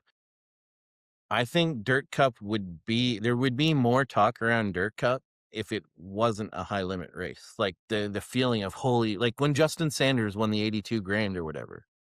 That was like a holy shit moment. If you don't believe me, watch Justin Sanders celebrate it. Like the in car is one of the best in cars. Yeah. When Tyler Courtney won it the year before that in the 57, it was the same thing. It was the crowd was crazy because you had basically Kerry Madsen and him were the only two national guys there. And I led the first 25 laps, and Tyler got me, I think, on the restart or right before the halfway point. And then we put another dogfight out for the rest of the race. And like Kerry Madsen was in there and stuff. And it was like, this is what the fans pay to see. The locals are still up front. There's a couple national guys. That's how Trophy Cup was. You get 3 to 5 national guys, and the rest of it were locals. And it wasn't so top heavy that it's like fucking nobody even has a chance. And that's like, and I'm not doom and glooming it, but it's like, but that is the effect. Yes, we're getting it national, but it's not all a positive thing. There's downside to Devil's it. advocate. Right. Like the short track nationals, now it's a 410 race. It's an outlaw show. No, Okay, it's an like, that's outlaw cool. race now. Yes. Now it's an outlaw show. The short track nationals means nothing now. What used to be badass about the short track nationals, like my first short track nationals I went to was in 2010. There was 128 cars. And what was so cool about that race was like Bill Baylog would show up and run this 34 car out of Wisconsin. Then Tim Schaefer would show up and run the Tim Hogan car, the 6 car out of Ohio. That was the only goddamn time you were going to see those guys match up. There was all these guys come, and then there would be people like drop in, like Jason Myers dropped in one year, Saldana dropped in one year. What was so cool about that race was there was these guys where you're like, I wonder how he'd do against these guys. That was the race where you figured it out. Yeah. And there was a bunch of things that killed it. One of the big things was track prep, to be honest. It took rubber, and it went from 128 guys to 80 the next year. But the other thing was they booked it up against the National Open, and now your 410 guys, you stop getting them sprinkling in, and then all of a sudden you need the 360 guys and it's sprinkling, and then those races of 410 guys, and then those races become super, super interesting and cool to me. Right. Well, and with the pay increase at Trophy Cup over the last couple of years, we don't need to continue to increase the purse. The purse is fucking outstanding. Just keep it for the local teams. Like, I was second 2 years ago and third last year, and I think I made 18.5 or something the 2 years ago, and I made like 15 this year just off the points. The car both years cleared 20 grand. That's a fucking huge amount of money for a local team. Like, fuck. And then Trophy Cup Dirt Cup until I started sucking balls, the last 2 years. I mean, that was a $20,000-$30,000 weekend for sure. Like, if we were inside the top 5, we have a couple good weeks or, couple good races on the week up. Like, we're going to make 30, 40, and that's what we would do. I mean, it got to the point where, like, our team was breaking even. Like, with the loss of that, man, I don't know. And like, we've lost the Peter Murphy Classic, which was 11 grand to win, 1,100 to start. We don't have a Tom Charlton race anymore. The Roth race is now just an outlaw race at a dump, by the way. But that's not Roth's fault. That's that's all we had. But I mean, like, okay, we keep losing all these events. Come to think of it, is the Bradway on the NARC schedule? I don't think I saw the Dave Bradway. I'm not sure. I hope we haven't lost that race, because another one, like, at some point, if there's no more big races for local guys, there's no more fucking teams. Like, yeah, And then JJ, the other thing is like you could probably tell me, you know, the Skagit scene, like making that A main, like that's such a big break for like those guys too financially, isn't it? Like if one of those local teams just cracks the A main, it does so much for them. But then when you bring the national teams there, man, it like doubles the difficulty of that. Like those are the paydays Yeah, basically for the local racers, are they not? big time. Like when we were racing there, you know, when I was there and the purses were what they were, it paid as much to make that A main as it did to win a local show. I mean, it was huge for your team. It's the whole like, you know, the carrot at the end of the stick or the gold at the end of the rainbow, you know. It's just that's what you were racing for, is if you could just lock into the A main, you could justify, you know, having a 15th or 16th place run and be like, well, it wasn't a bad weekend. We didn't lose our asses because we made the show. Whereas now, if you don't, like, you know, you're against 16 other cars that are guaranteed to lock in, it puts you in such a different spot as a low budget team. Now, instead of kind of racing around where you're controlling your own destiny in the front, you might be mid pack in the hornet's nest, having to put your car in spots you don't want to. And like, it really snowballs into just being a lot more difficult and a lot harder to not have a tough weekend. Well, and like to double down on that, I think the Dirt Cup was a better rate, like was a better race and would be a better race if it still paid 50 grand. Like you can't go from 100 grand back to 50 now, but when it paid 50 grand, if you had another 50 grand to put into it, just sprinkle that from the bottom right on up and, you know, make it 50 grand, 30 grand, fucking whatever. Like the lap money was cool, but even the lap money, let's put that all into the purse and let's make sure the guy that runs 10th makes fucking 7,500 bucks. Like, holy fuck. I don't understand lap money at all. Like, I understand it. It's a good way to get sponsors and stuff, but it's basically just like, that's the rich getting richer. Like the guy that's getting the lap money's already going to have a good night, dude. He's getting the purse that's way more than anybody else also. Like I have a fix for guess lap it's money. maybe it's, well, yeah. Okay. Yeah. I mean, maybe if a guy leads like 30 laps and drops out or something, now he gets a little bonus, but I got a better dude, fix. I got a better most fix laps than that. led, Daryl. No, lap 1 goes to the first place guy. Lap 2, the money goes to the second place guy. Lap 3, the money goes to the third place guy. At Lap that point, 4, just put the money through the purse. That's ridiculous. I could do that too. I would rather they do that. I would rather than lap money put it in the purse. But if you're insist, but like you said, the important point, it's easy to get lap money. Like it's Yeah. easier to go Well, to a guy, hey, sponsor $100. yes. Yes. So that's why I'm saying if you're I do if you're understand locked it. into having to do lap money, that's how I would do it. If you're locked into having to, I would rather it be spread through the purse. So when I ran third at the Dirt Cup in 2022, I also I don't think like it's that 2020. it sounds like we're shitting on Rudine because I love everything. No, No, and we're not. not at all. They've done such an amazing I'm just job. saying lap money in general, I've always been like, why are we giving the guy that's winning more money? He's Yeah. doing good. I can't remember if it was $500 a lap or $1,000 a lap, but I led 24 laps, and I remember that was the most our cars ever made in one night. We made like $47,000 that night, and I remember thinking, "Holy fuck!" Like, I mean, that was great for us, but if we could have spread that, you know, throughout the field, like another 20 some grand for the purse, it would have been, I think, even better just for the sport. You know, like I want to make a bunch of money, of course. Everyone wants to make a bunch of money, but at the end of the day, like we got to make sure teams maintain and continue, and that's bottom up. You know, Yeah, everybody's got to win. and you said something that I just don't think people are ready to accept. Like you said, we can't go from 100,000 to win down to 50,000 to win. Here's the reality check for you. That's going to happen. Kevin Rudine is not going to live till he's 500. Like at some point, when Kevin Rudine ends, you aren't going to be able to follow that up. Like that's being done off the love of Kevin Rudine. That is not being done off, oh, well, the economics of Skagit makes sense for me to do that. Well, another point that I wanted to make was like with the Houston's Nationals, like I don't really know what the payout structure is. I think it's like 100 grand to win, and then like 30 grand for second or something on that I'd be lying first if I big said I night, knew I.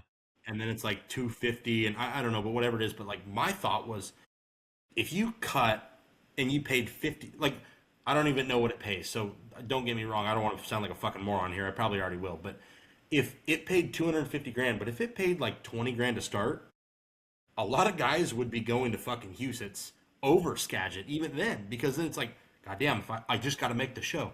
And that's what makes the Knoxville Nationals the greatest sprint car race in the history that ever has been, ever will be, and it will always be undefeated, because making the show makes your year. Yeah, I don't think the 20. I don't think the 20 is a realistic number, but I think you could cut that purse off the top, and like I say, I haven't looked at the purse, but if you made it so it's like a 5,000 to start, 6,000 to start, and cut it off the top from there. Like I say, I don't know the numbers on it at all.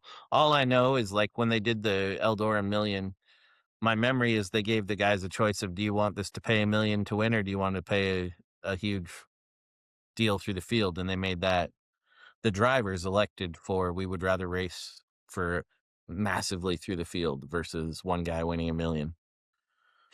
So I But think then that's a couple years ago when we had the actual million, how fucking dumb did that look? $1 million to win, $100,000 for second, $20,000 for third, and you literally had to fucking get kicked in the balls by the trophy girl if you ran worse than fourth. Like, yeah. it's like, The, what the, the the fuck was story that? the story Sam and I always tell is we ran third at the King's Royal. We had not, I think we had maybe 2 top 5s at that point, and then we ran third at the King's Royal. So like when we're going to the King's Royal, it's like, man, hopefully we make the show. Well, then all of a sudden we run third, and we're standing down there and we're like, holy shit, how much are we going to make for third at the King's Royal? This is incredible. Like we hadn't even thought about purse. It wasn't, we're like, okay, so it's 50 to win. It's probably like 25 for second. We're probably going to be like 15, 12, 5. Here's your 7,500. Like it went 5,000 to win, and we were in third, and it's like, oh, well, at least we were in third at the King's Royal. Like it was. It was the same thing when Eliason led some laps and ended up running third in the 83. And he was like, dude, and he knew like all the pays and stuff. He's like all fucking pumped up, and he like went and checked his phone, and he was like, are you fucking serious? Like, that's what it paid? Yeah. Now, thank God they fixed it, but like that's one of the memories I have of the core memories I have of the King running third at the King's Royal was like, oh, oh, that's what it pays. Okay. But like I say, they fixed that now. So we'll get on to the next question, which is pretty personal to Dom. Zach Smear, I hope I didn't butcher your name on Facebook, wrote, what are your honest thoughts and expectations on the Gio Spire combination? So I guess we'll go to you for that one first, obviously, Dome. Man, I don't know what to expect. Like, my hopes are obviously incredibly high. I'm a firm believer that my brother can get it done. I'm a firm believer that Eric is the guy to help do that. I just know how tough the sport is.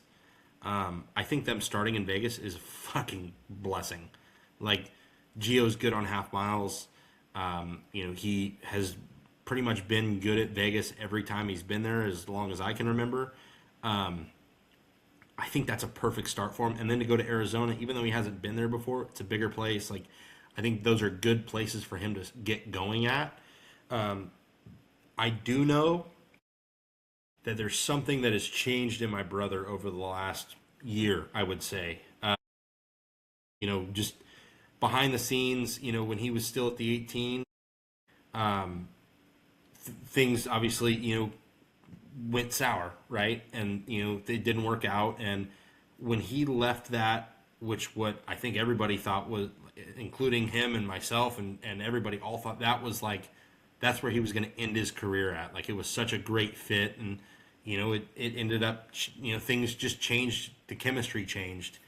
And what I saw from that point on, like, I felt like he's rebuilt himself as a driver.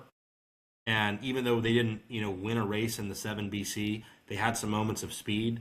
Like, I think it brought my brother to the conclusion, like, if this is what I'm going to do, like, I've got to find a way to bring more. And I have to find a way to be better. And I have to find a way to separate myself from just being a good sprint car driver. And I feel like he's putting that work in. And I see the drive and the desire there. So, like, to me, Man, I really do have high hopes. Do I think he's going to go out there and win the championship? Probably not. Um, but I think he's going to win 6 or 7 races, and I think he's going to be up front at a lot of shows, and I think he's going to be really consistent.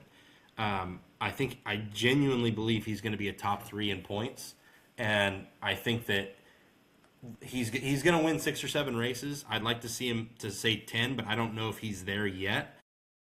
But I think he's going to be a serious contender at the Eldora big money races, and I think to me, he's going to be my favorite and the person I put my money on for the Knoxville Nationals. Like, that sounds crazy, but Kyle Larson isn't going to be at the Knoxville Nationals this year, even though I know my brother wishes he was. And I do not believe there's anyone that's better at Knoxville than my brother. Like, I think that highly of him around Knoxville. Eric is very successful around Knoxville with Donnie, and he won his nationals with Brad. I think that they get to race Knoxville quite a bit this year. I think he wins the Knoxville Nationals this year. Bold statement. Yeah. JJ, you just told me before we got on air, you had him in top 3 for something. What do you think he's going to do? Yeah, I think he has a really good year. I think that, I just listened to a podcast with him on it last night with the high limit room deal. And, it's just, I feel like this fit with having Eric, and after hearing Dom say all that, I pretty much just double down on what I think. He seems like he's motivated, and it's just, this seems like a good fit from every, the outside looking in. I don't know, I've never spoke to Gio ever in my life, I don't think, but like, I just think that he's an incredibly talented driver, and he's still extremely young. And I think kind of it's his time right now, and it's all coming together for him at the right time for him to be able to go out and have a top 3 type of year. And, top 5 this year and top 3 next year for sure. But I had him in my top 3 this year. Yeah, like where I'm coming from with it is, I think Aaron Reitzel is going to be exceptionally tough. I think Rico is going to be. I have him better. as number 1. Yeah, I think Rico is going to be better. And then I think Tyler Courtney's your third guy. Like, I think Tyler is going to come out as a vengeance, and I think he's very determined and driven. But to me, those 3 guys right there are the ones that are really screaming to me. And I feel like my brother, he's done the Outlaw Tour. The tour is not new for him. Racing for points is not new for him. Winning big races and being exceptional at a high level is not new for him. But he is only 24, so he's young. It's a new team. But I think that right now he's in the position where he's like, I'm a professional race car driver. This is what I'm going to do. This is what I'm going to be. This is what I can do.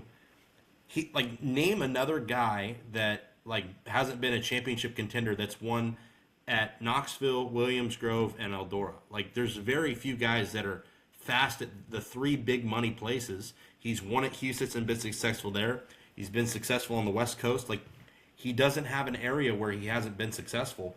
So if you can put all that together and be consistent for a year, and he's not a big DNF'er, but if you can stop the starting on the front row and finishing 7th, which I think that will stop this year, I mean, fuck, dude, you do have somebody that can compete at a level a Reitzel. I don't think he can turn it on like Aaron Reitzel or Rico Abreu when they're the car is amazing and they're amazing and all that stuff.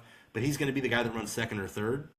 And when they're not amazing, I think he's going to be the guy that's going to knock off 6 to 10 wins.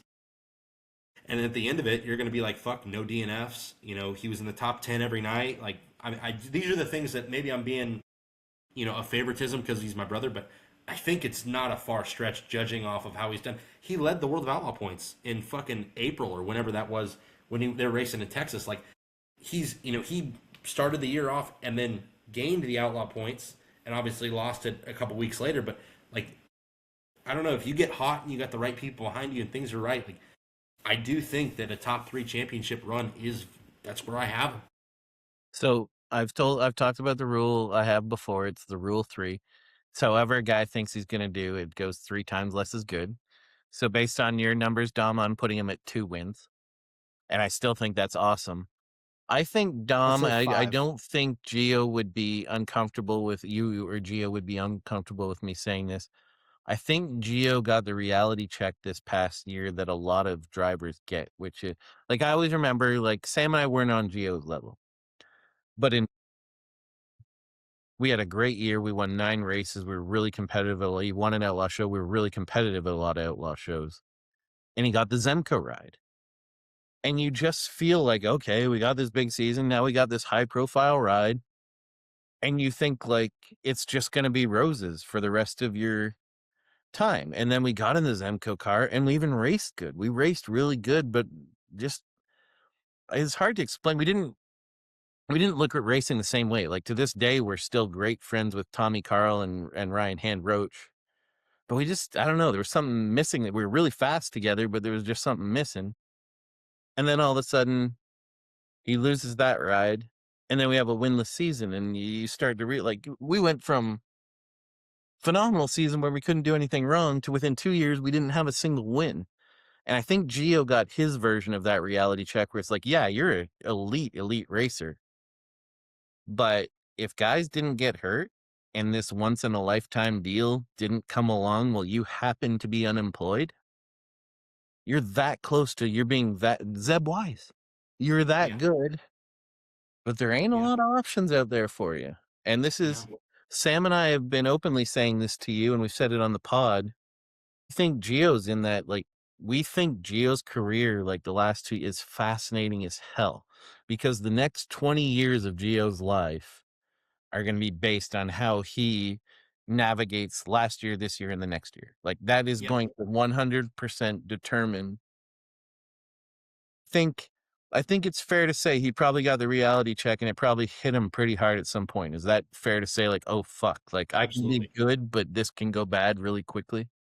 Right. Well, and I think where his biggest thing was is he was like, I'm in a situation that we've changed a lot of things, and like he's like the chemistry isn't there all around anymore. We've lost that, and we haven't been able to get it back.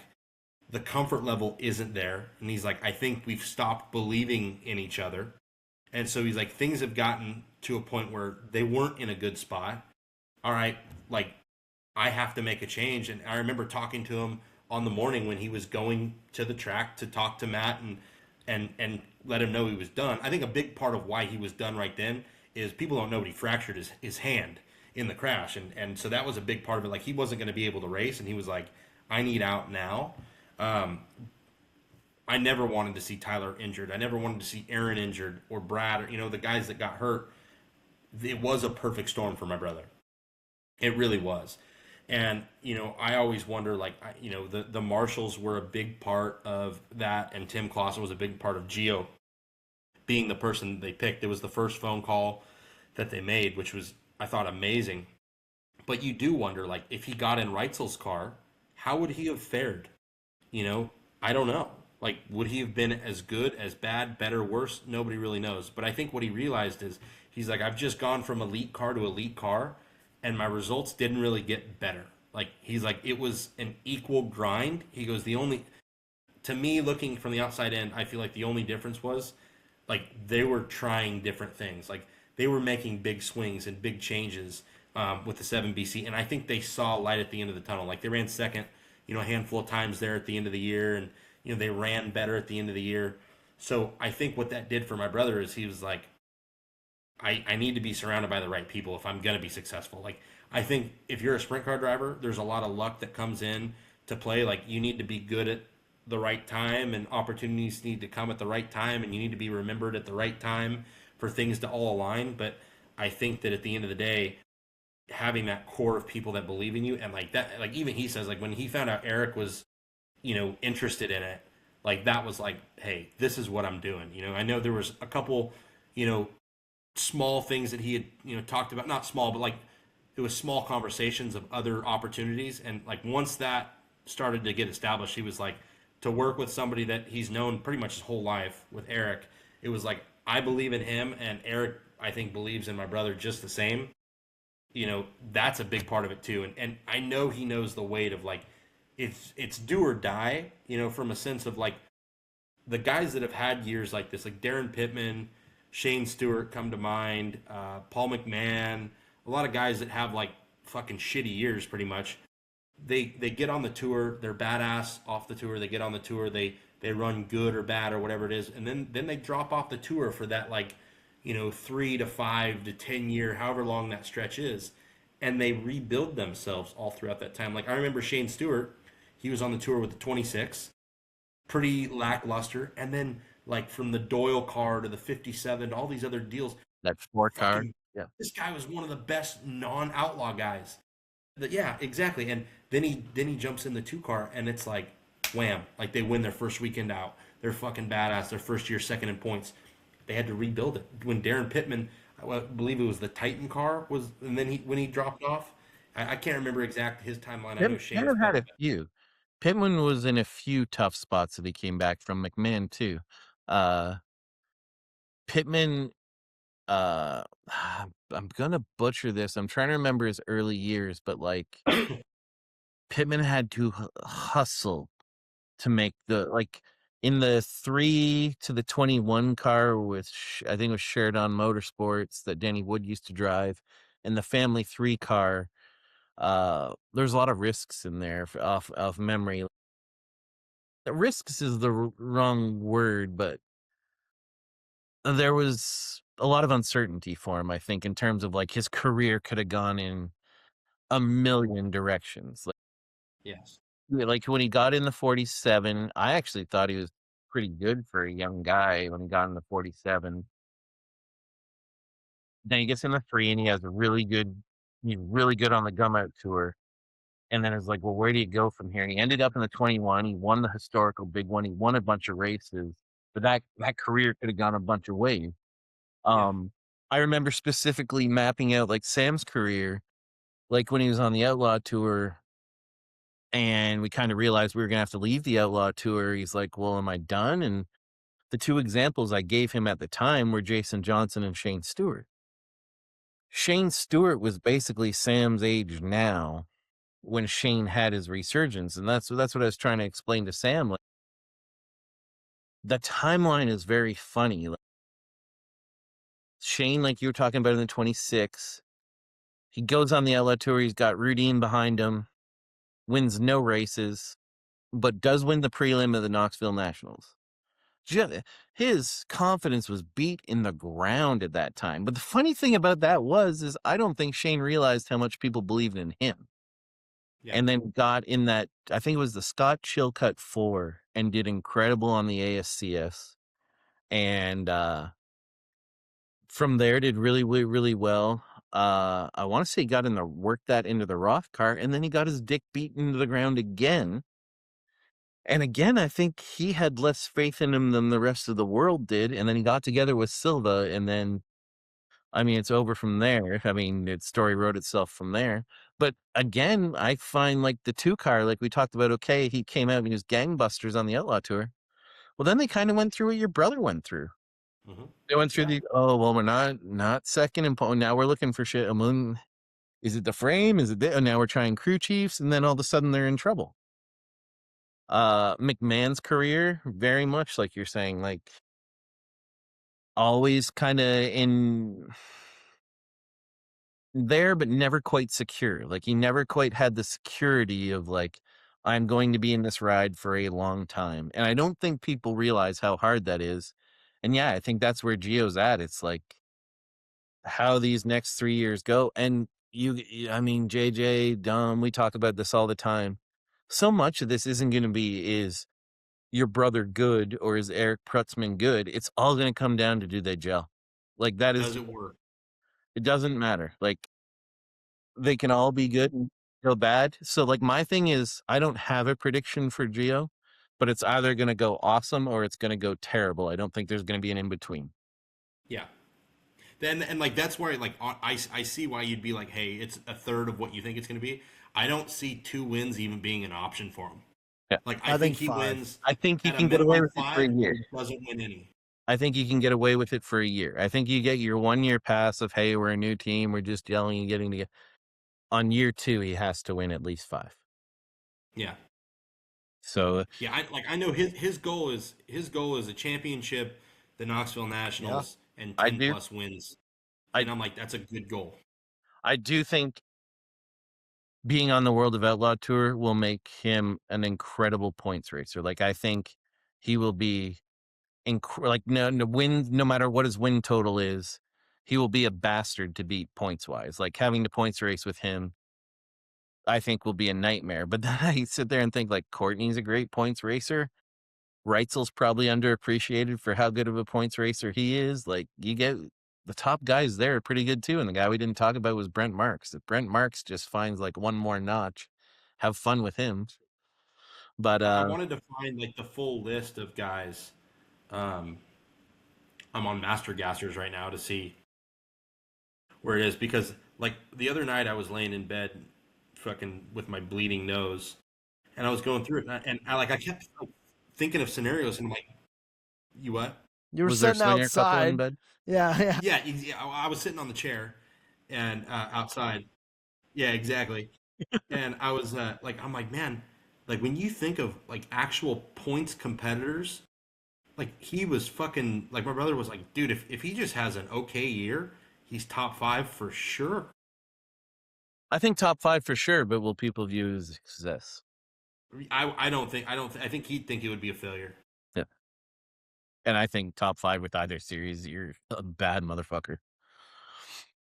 But like what a blessing, and that's kind of I guess the long point I'm making is what a blessing that his like fall and resurgence has been in such a short time, and it's been before he's 25 years old. Like that's fucking unheard of. Like I have never seen a driver excel as quickly, hit the bump, and then now he's in a new equally great opportunity as he was in the 18. Because like I'm telling you right now, Matt and Brett on the 18 car, like especially Matt. Like I didn't get to know Brett as much. I looked at Matt as like family. Still love the guy to death. Like you have relationships like this in the sport that like fucking great people. I want to see the 18 car win races this year. I want to see them successful this year. You know, it just because it didn't work and because it got sour. It's the same thing with like me and Jimmy. Like, fuck, it's horrible that things end, but it also is like, dude, this is the sport. Like, this is what happens. Yeah, like that's what I always try to remind myself. I haven't had a lot of lessons with it. I've been very fortunate to generally be with people a long time. But it's everyone needs the reality check that everything does end in this sport. Like there's very like if Tony Stewart and Donnie Schatz can break up, if Carl Kinzer and Steve Kinzer end up broken up, I got a reality check for you. So we'll move on to the next question. Hopefully JJ's in earshot of us. This question's from a guy I'll probably be competing against this weekend. This is Jake Helsel asking, what what will the future look like for local level talent trying to make it into national series? The gap between the highest level of our sport and local level is growing. When does it become necessary for leading national series to start promoting regional series or even build their own feeder series? I'm not going to directly answer that. Do you guys have thoughts immediately? I do have comments on this though. I think we're seeing that currently. I think we're seeing that like not as much with the Outlaws, but like with High Limit, like they have a big hand in the All Stars, and now Brad owns Narc, so like I do see that happening. Jake, by the way, people that don't know, one of the best like true local talents on the West Coast that like nobody knows about. He is fucking talented. From Washington, lives in Arizona. He won a race in Arizona a few years ago. Held off Corey Day for the entire race, and then the last handful of laps, I was behind him back when I was fast, and could not get clear of the guy. Like, did a fucking awesome job. He's very talented, very good race car driver, and a good mechanic as well. Yeah, I worked on the boot car, did he not? Yeah, yep, Yeah. yeah. But I agree. Like, I think we need to dive deeper into the regional and local deals, and it goes right back to what we were talking about earlier. We have to have more big races and more big paying races for local and regional teams that are not going to be poached by the national guys. He opened though with what will go JJ? No, well, go ahead, read it again, because He what opened will the with what will future the look future like? look like for local talent trying to make it a national touring series? I have an answer Man, for this that is just the eternal answer. It doesn't matter how big the gap gets between the highest people and the regulars. Pete Willoughby and Keith Coons used to say this all the time. Just win. If you win, enough, you will not be denied. At some point, you're going to get the opportunities. Like even now, it seems like, there's not really chances out there. 2 years ago, Hank Davis went on the ASCS. If you were an astute fan, you knew who he was, but your Yep. fan in He was a California probably two-barrel didn't know king, who he dude. was. What's that, Yeah. JJ? He was a two-barrel king at Creek County. Yeah. Like I would always look at the Creek County results. And I was like, I remember saying like, I don't know who this Hank Davis feller is, but he wins a lot of wing sprint car races in Oklahoma. Yeah, and I remember I helped at a ASCS race at Creek County, and I don't know if it would have been his first ASCS start, and he ran top 5, and immediately he was like, whoa, gotta watch this guy. But the bottom line is I don't care what the gap in money is. I don't care. If you win enough, you will not be denied. People at the highest levels want to win so badly that they will take risks on people. They will. If you win enough, you're going to get your shots. The hard part is just winning. But like, I don't even think Hank Davis won a pile of races. He won that Chili Bowl prelim, which was incredible. And then he swept the ASCS weekend. But other than that, I don't think he had many highlight. But if you just win enough and you show people enough, this reality of you can't, like, the national series are out of reach. I don't think they are. Cole Macedo, another example. He kept having all these races where you just couldn't deny him. Like you couldn't deny what he was doing in the 16 car. You just, even if you're local, you just have to you have to make a car owner feel like if they don't have you in the car, they can't win the race, or their chances are less that they'll win the race. And I still think that's very doable for people on a local level. If an Ohio guy comes out and wins one national race, boom. Darren Nida just didn't even win a goddamn race, or he might have won one of those main. He just parlayed a whatever main run into the Newmeister ride, which I think you guys would agree is one of the best rides in Ohio. He did that off just a Chili Bowl soup main. Like, Yeah. that reality is there, but if you're just sitting there telling yourself, "Oh my God," you're never gonna get there. You can't believe that. Well, here's devil's advocate on that. Like the gap getting bigger and bigger makes it feel like guys like that, like guys like Jake, guys like exactly where I was like 4 years ago, it's like you feel like you can't even compete with those guys. And so how are you ever going to get noticed? But off of what your same point is, I don't think just win is the best strategy. I just think be undeniable no matter how you shake it. Like I just basically keep grinding, keep trying. Like I think a lot of people really see, like, Caleb Montgomery didn't win any high limit shows last year, and everybody on the high limit tour knew who he was because he's beating on the door. He's right there, and it's like, I just think having that trajectory of just being at every race you can possibly find a way to be at, like, I honestly, the way Caleb has done it the last year or two is textbook for just forcing it. It's like you don't have the most money, you don't have like that gap has always been there. Like back whenever we were kids watching Danny Lasowski and the JD Byrider car, it's like the local guys couldn't afford to hang with those guys then either, but there still seems like there's a way that these guys with a lot less somehow are willing to slip through the cracks. And I think, one thing about it's just what you're willing to sacrifice to do it. Everybody gets lucky after they've sacrificed a lot on a lot of different levels, so it's just, I think it's out there for people. I think it's definitely, with that gap getting bigger, it's harder to go compete on a national level. But like with what you're saying, Daryl, like win and be undeniable every single chance you get is pretty much. win on the Yep, regional level. exactly.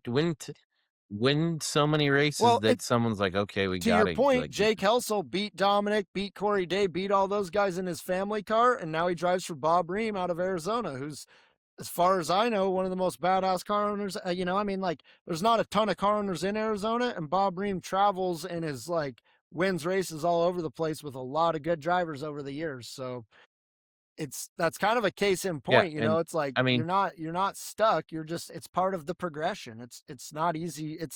It's easier for some than others is probably the best way to put it, but it's not impossible for anybody. yeah, if you have talent, it can't be denied. Like at the end of the day, Christopher Bell and Kyle Larson did not Yes, come from money. I Neither agree. of them came from even remotely having money. Now they're generational talents. Dom, you could answer this better than me. I think Corey Day came from a decently well-off family, but I don't honestly know. Like, did he come from a Yeah, pile of money or? I wouldn't call it a pile of money, but I mean his family had money. Uh, but Corey Day to me is the same as Christopher Bell and Kyle Larson. Like I think my brother's incredibly special. Like I've always thought that. Corey Day was the kind of kid I remember watching him in restricted 600s being like, Ronnie, your son has whatever it is, that thing that people wish they had. He fucking has it. Like, he's just special. Like, genuinely special. And a guy who isn't like that at all is Justin Sanders. Justin Sanders, in my opinion, had nothing special about him at any point in his life. Justin Sanders literally is the fucking definition of grit. Like, no money, no backing, no real breaks, I don't feel like. Like, that motherfucker, everything that he's got, he is scratched, clawed, fought for, relentless. He's the worst person in the world to be in second place on a restart with 5 laps to go because that motherfucker's never out of the fight. Like, I have so much respect for Justin. I might be getting off the path here, but like he's not one. Like I remember racing micros with him. He was never special. He was easily forgettable.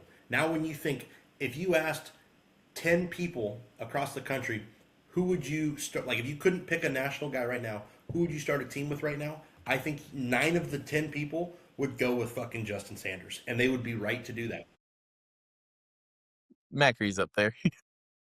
No point. Yeah, well, Macri too, but like I think Justin Sanders is better than Anthony Macri, and Justin Sanders is better than Anthony Macri because he's fucking relentless. Yeah, like in our case, we got a driver in our car, Dylan Westbrook. Why is he in our car? He won all the fucking time in our. If we wanted to win, we had to have him. He didn't come from money. He didn't come from money at all. Yep. I mean, I've I always think people use mad respect for Justin. And another kid that like I feel the same exact way, nothing special about him, is Cole Macedo. Cole Macedo Work ain't special. ethic. There's nothing Yep. special about him. His fucking work ethic, his fucking drive, his he's a smart person with a race car. He's the hardest fucking working kid. Like he's like my age or whatever, but like dude, he's fucking busted his ass. He's worked on fucking piles of shit to make him run. Like the respect, like my dad, he hates everybody. He loves Cole. Like he's like, we were gonna put Cole in our car a couple different times, and it just never worked out. But like my dad, I think it was our old race shop. My dad brought him to the race shop and was like, sit in the car. I want to see like where your knees are because he was so tall. And like I don't even know if he ever even told Cole, but my dad was like, if someone's gonna drive our race car, like it's gonna be Cole, and that was back when he was fucking like scraping by. I think he was out of the 21 at that point and trying to drive other shit in Ohio or whatever. And like I just have always thought so highly of Cole for working so fucking hard. Like him and Justin Sanders to me, like I don't think they like each other, probably not, but like the way they are is so similar. Like just fucking gritty as fuck, man. Never out of the fight. Yeah, and the point I was about to make is I really think people use the I don't have money as a crutch. Like, yes, you need a good motor, you need this, but too many people just fall on that. They just fall on, oh, I don't have money, so I can't get there. There's ways around it. JJ, you don't have money. You figured out a way to get there. Like, Yeah, dude, my dad's gone bankrupt. Like, we've mortgaged the house. We've done whatever it takes to keep racing, Daryl. I don't know if it's like the 101 playbook on how you should do it, but like everybody that says you shouldn't race on a credit card's just never been poor, dude. You can only race for 6 months a year and you can work I for took out 12 a loan. months a I year. took out It's a like, loan to buy my I'm first. like, I swear took to out a loan God. to buy my motor. I couldn't fucking pay for it. Like, Yeah. Yeah, man, like whatever it takes. Like I put like if you like I love racing more than I love anything else in life. Like on a race day is how I imagine every kid wakes up thinking Santa came to their house on Christmas morning, It's like, and so with all that said, for me to put everything in my life before that to continue racing, it just makes sense, and it's like And trust me, I realize I've had some fortunate opportunities along the way, but I don't feel like any of those opportunities happen if I just quit every time it got hard or if I felt like I couldn't afford it, because I've never been able to afford it. And the way that I'm doing my team right now is, you guys, like, I mean, anybody who races with a normal budget would laugh at how we do it. And I can promise you, I don't go to any of these races thinking I'm not going to be competitive. It's like, do I wish I had more? Absolutely. But do I know that we have enough to do what we need to do to get to the next step and eventually have what we need? It's like, that's what I will always continue to do. It's just, if you love it, you'll make it happen. But a lot of guys love the idea of racing without everybody wants to be a race car driver, but it's still a job, dude. Yeah. Well, see, you know what's crazy is like that's how my dad was. Like when my dad started racing, like I mean, very very middle to low class like family. Like they did not have a lot of money. I mean, my grandpa fucking worked his ass off, and my dad and my uncle did. And like my dad maxed all his credit cards out when he owned an alcohol car. Him and his brother, and they fucking robbed Peter to pay Paul and borrowed for a truck and stuff.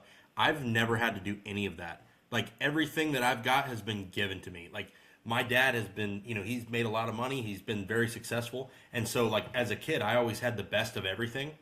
And I don't think it made me want it less. But I remember when I first started, like, racing sprint cars, like, my dad's like at that point in time, we still, like, we had money, but it was like, hey, we can do 20 races. Like, that's all we can afford. Like, we can't do 80 races.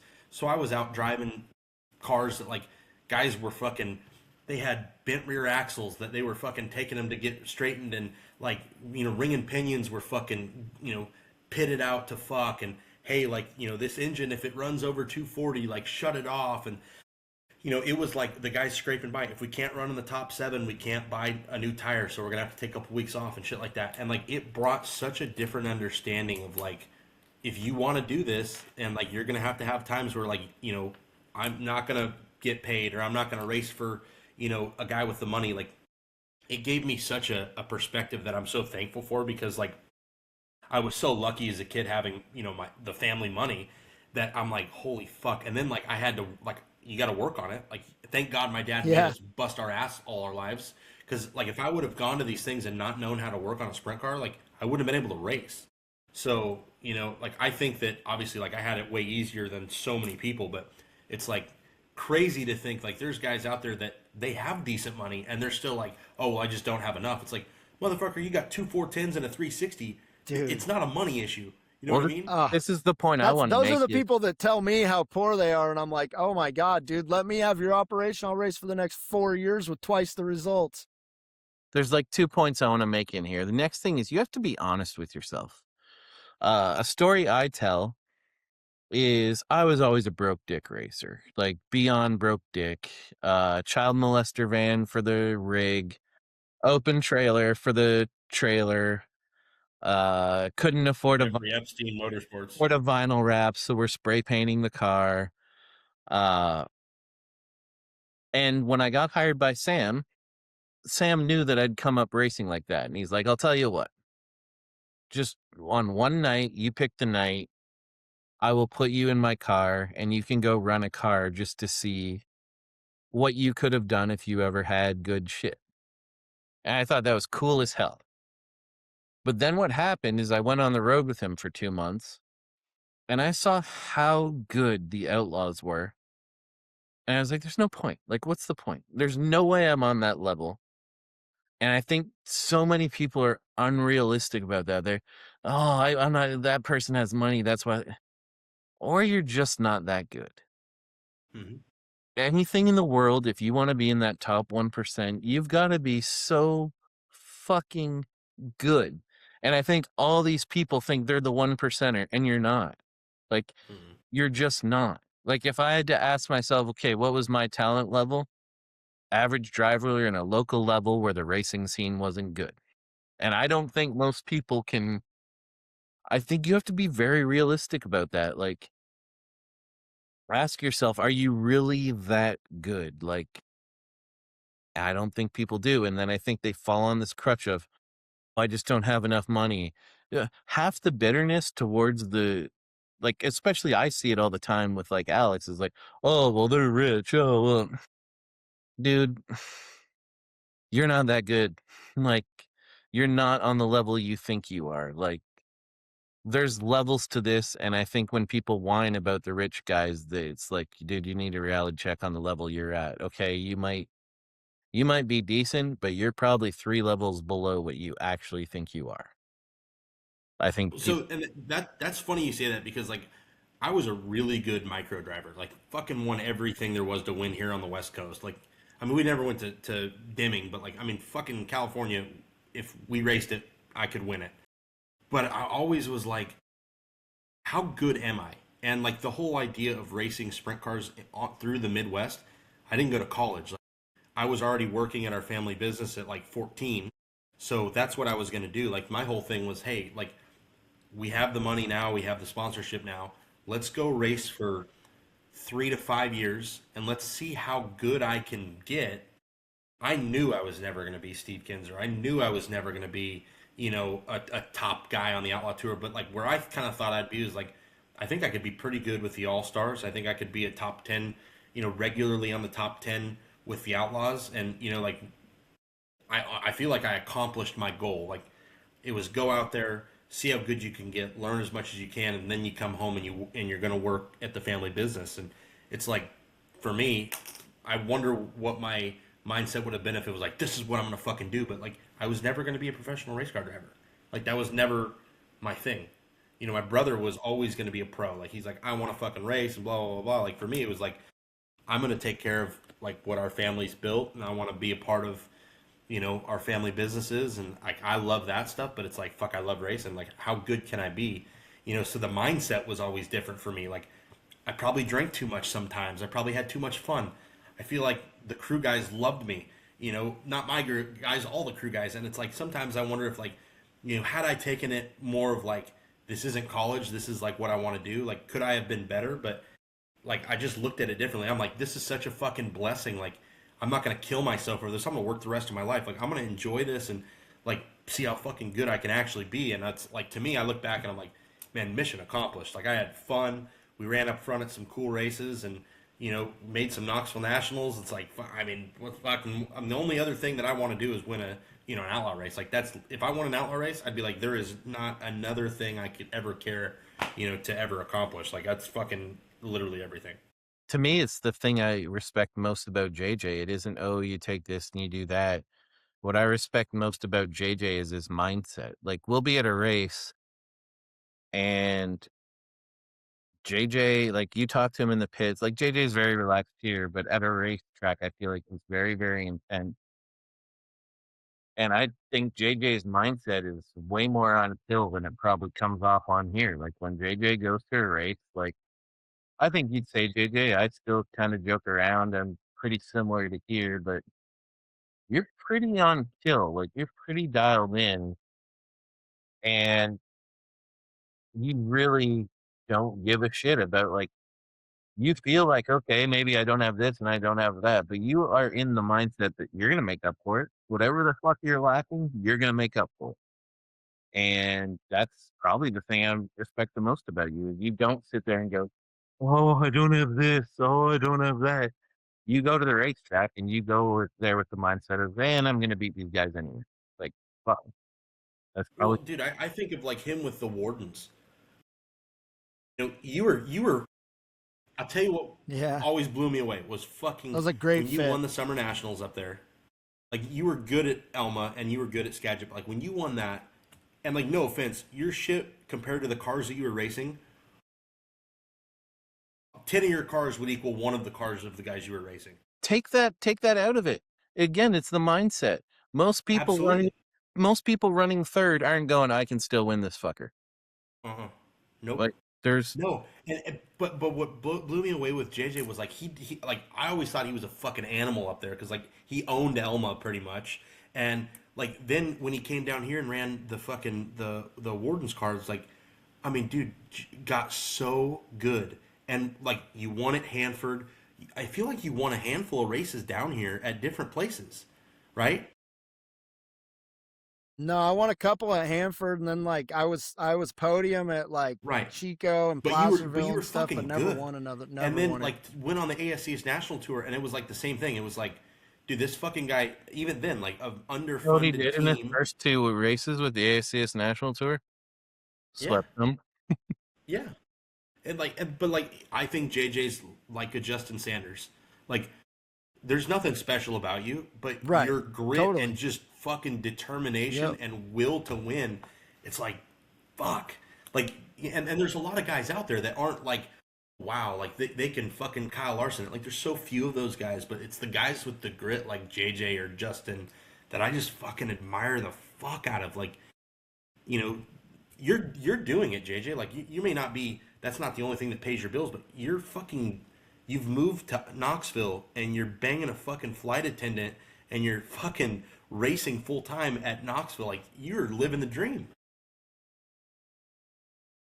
Yeah, no, man, I'm so grateful to be here, and like, it's just like I said, it's if it's everything you want to do, it's easy to be ultra super dedicated, but then like, when like Daryl talks about being keyed in at the racetrack, it's like, dude, me and my crew all only make a living on where the car finishes.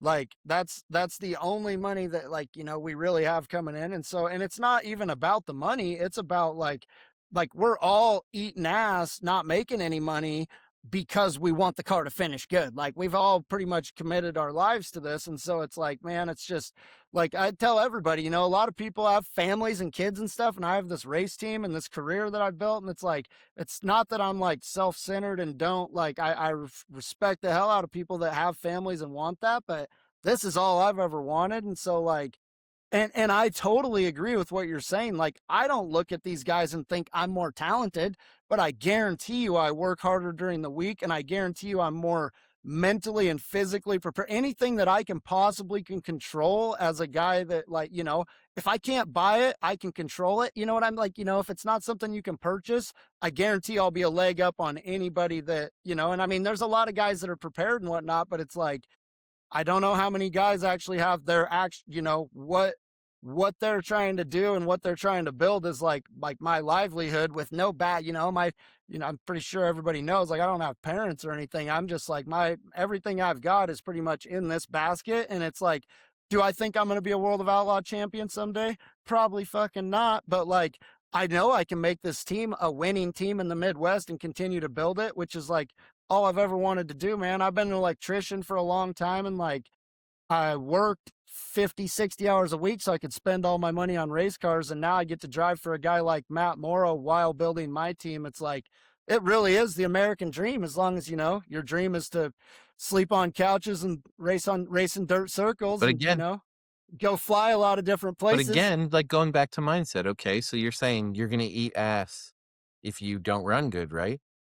Do you know how I many eat ass all the time. do people or if I get to fly all over the country, but do Daryl, people but do you whichever. realize how hard it is to race under those terms where you're racing, where like, oh, if I have something go wrong here, but like, that's mindset again. Like, having like, okay, I told you I took out a loan to buy my motor, right? Totally changed how we raced. Yep. It was dumb. And why was it dumb? Not for the reasons people think. It was dumb because I couldn't afford to blow it up. So what did that mean? We weren't turning it. So what was the point of owning the fucking motor? Like, Right. And having the strength I to have worked the mind. really hard to not Yeah. have that. And it's like, yes, like when we get out there, it's like we have a backup car, and like I work all winter long, like, trying to contact sponsors and partners, as well as doing electrical work with all my free time to build up enough inventory, because I'm not the type of team that if I crash a couple of cars during the year, I'm going to be able to rebuild them, but I will make sure that I have like at least one more ready to go at all times, because like I said, you can only race 6 months a year and you can work 12 months a year, and you really only get good. Like, the one thing that I do understand, people that really can't afford to race a lot, their big complaint is like, man, the best way to get good is to do it. And these people that can really afford to do it 50 or 60 times in a year, you can double your learning process that way. So it's demoralizing and discouraging, but you still, there's workarounds to this. Yeah. Okay, you don't have money, right? And you want to race. Go work for a local team and show you're willing to bust ass. And then guess what happens? They get rid of their driver. Guess who they're thinking of putting in? Automatically, you have a leg up on everyone. There's ways to do Jake this. Helsel's still waiting for Tom Book to call him, I think, dude. But no, like the story I don't think people realize is, like, do you guys know how Chase Briscoe got to NASCAR? I might Probably winning butcher the Tulsa this. shootout. I might butcher this, but basically, he went and worked for, I want to say, Cunningham Motorsports in Arca, and was basically sweeping the shop floors to just show, like, for any chance. And then Well, it's like Tyler. he got his chance, and boom, he took it and ran with it Tyler in with Arca. Clausen was kind of like a weird deal like that, wasn't it? Like there's ways in if you don't have money. Like if there's a local team and they have a hired driver, go work on that fucking car and work your ass off. I guarantee Poison you, him, whenever they and change then you're good to direction, go. I guarantee you, whenever they change direction, you are going to have a leg up on anyone that wants that ride. Like there's ways to do this, but you know what happens in that? We see this all the time with crew guys. We get crew guys that want to be racers. So their plan is just to do this for a year. And it's like, do you know how much more valuable you'd be to a team if you could just go run the team? Like if you were on a So local team I and you, like I was talking about this with a buddy of mine the other day, and I'm like, if I was 18 years old right now, and like I wanted to be a professional sprint car driver, and I had $0 in my bank account, you should the do first thing I'm doing is I'm finding any national team that will hire me to do tires, and I'm gonna bust my fucking ass off and do tires, and try and work myself up to be a car chief, and then learn. And I guarantee you, you can do that in less than 5 years. You're saving money. They give you housing at almost all of these deals. So all the while you're learning, you're figuring all this stuff out, and you're just fucking banking money. and Then you you're fucking becoming You can valuable buy their every used day out parts there. too. Every day you're becoming exactly. more You and steal more the valuable. parts, you can do whatever. Yeah. Yeah. Like, but once you get to the point where it's like, okay, I've saved this money up, because you can live for pennies when you're on the road. Like, all right, now I'm either gonna take some money to a team and be like, I want to race 10 races for X amount of money, and you pay your way in, or you buy your shit, buy used shit, clean it up, make it nice, and you always have the ability to where like if there was a guy out here in California that could do it, he could work for a team during the week and get paid to work for a team, and then go race his shit on his own shit on the weekend. Like, because now you know how to work on it, and there's so few people that know how to work on shit. Like, you could become a race car driver by doing that. Like, it would be very hard, but Yeah. in 5 years you could do it. And there's success stories of it. Jason Johnson's probably the most obvious one. Yes. Greg Hodnick came out and did the World of Outlaw tour. Like, but what I find is they always want to leave early. Get to yourself to where you can run the team. Right. Like if you were running a local team, you could run the team and run it smoothly, and you become instantly 10 times And more you're going to valuable cost than anyone just yourself. showing up with a You're helmet. going to bag. cost yourself Yeah. so much And less it's in fun. the long haul, knowing what the hell And you're it's doing. fun. You're gonna have like the most fun. Like they all do one and done. You would have the most fun time of your life. Like those 3 or 4 of those, if you did it for 3 to 5 years and built yourself up, they'd be the most fun years of your life. You would make more Yeah. friends. You'd meet more people across the country, and it's such an undervalued way because people can't. They're so impatient. I gotta get back in the car, and it's like, yeah, no, Never you're miss wrong. a race. Should we go into talking shit or just do one more question? Let's do another question. Dude, I've missed this so much. Yeah, Yeah. well, we You missed guys you, have dude. no idea. I thought you were going to stand us up for the Okay. second week in a row. We're and gonna we were gonna go. We're break gonna up. go with a more. We're gonna go with a more simple, fun question. Trent Schlender off Facebook asks, "What driver do you see breaking out this year?" I got my answer. If you guys want to think, Go ahead. my answer right now is Tanner Holmes. I couldn't. Tanner was the first kid I've ever seen legitimately race with Trey Starks when he raced him at Dirt Cup this year, where I thought, shit, this kid is faster than Trey Starks. In the A main, I truly think he was better than Trey Starks. For the Open. And I still think he was after too. Did he end up second? He ended up second. Trey got him, but I think if Trey didn't have 9,000 laps there, Trey doesn't get him. I think that Book ride is such a perfect ride for someone trying to break out. We saw it with Justin Peck. We saw it with Dason Pursley. Sean Strasbaugh gets that car really, really nice to there's some nights where you're just going to be in the he gets the car so nice that no matter what, you're going to have a shot to win 2 or 3 races at a national level. And if you get enough shots, you eventually win. So I would say Tanner Holmes. I just really like his situation. I think he really wants to prove that he's good. And like I say, that performance at Dirt Cup last year, that's the first time I've watched someone and thought, holy shit, you have Trey Starks covered at his home track. So that's my pick for breakout guy of the year, but I don't even know if he broke out, if that would even really shock people. Now that you guys have had time, do you guys have answers? I do like define breakout, I guess. I guess a guy that's just going to come on really strong. Just improves their stock. Doesn't have to do this. Just when we look at him where he was at the start of the year versus where he is at the end of the year, this guy is viewed way I have higher. a guy on each national tour. I think Garrett Williamson's going to really break out this year. And I think Tanner Thorson's going to win multiple races and be like a front runner all the time this year, which I don't know how much of a hot take that is, but they're both trending in the right direction. No, I think what I see with Tanner is I just see like hints that their team's getting it together. Like more speed and you saw in qualifying. the offseason, they bought like but you see like, okay, they bought the badass trailer. It's like, okay, that means purse strings are opening, which means probably upgraded the motor program. Just outside looking in, don't have a clue. Just I'm looking at things and I'm like, okay, they're clearly spending money. There's no way they went through last year and went, okay, we don't have to improve our motor program. So I think that one's great. Garrett, I just think flies under the radar. Like, me too.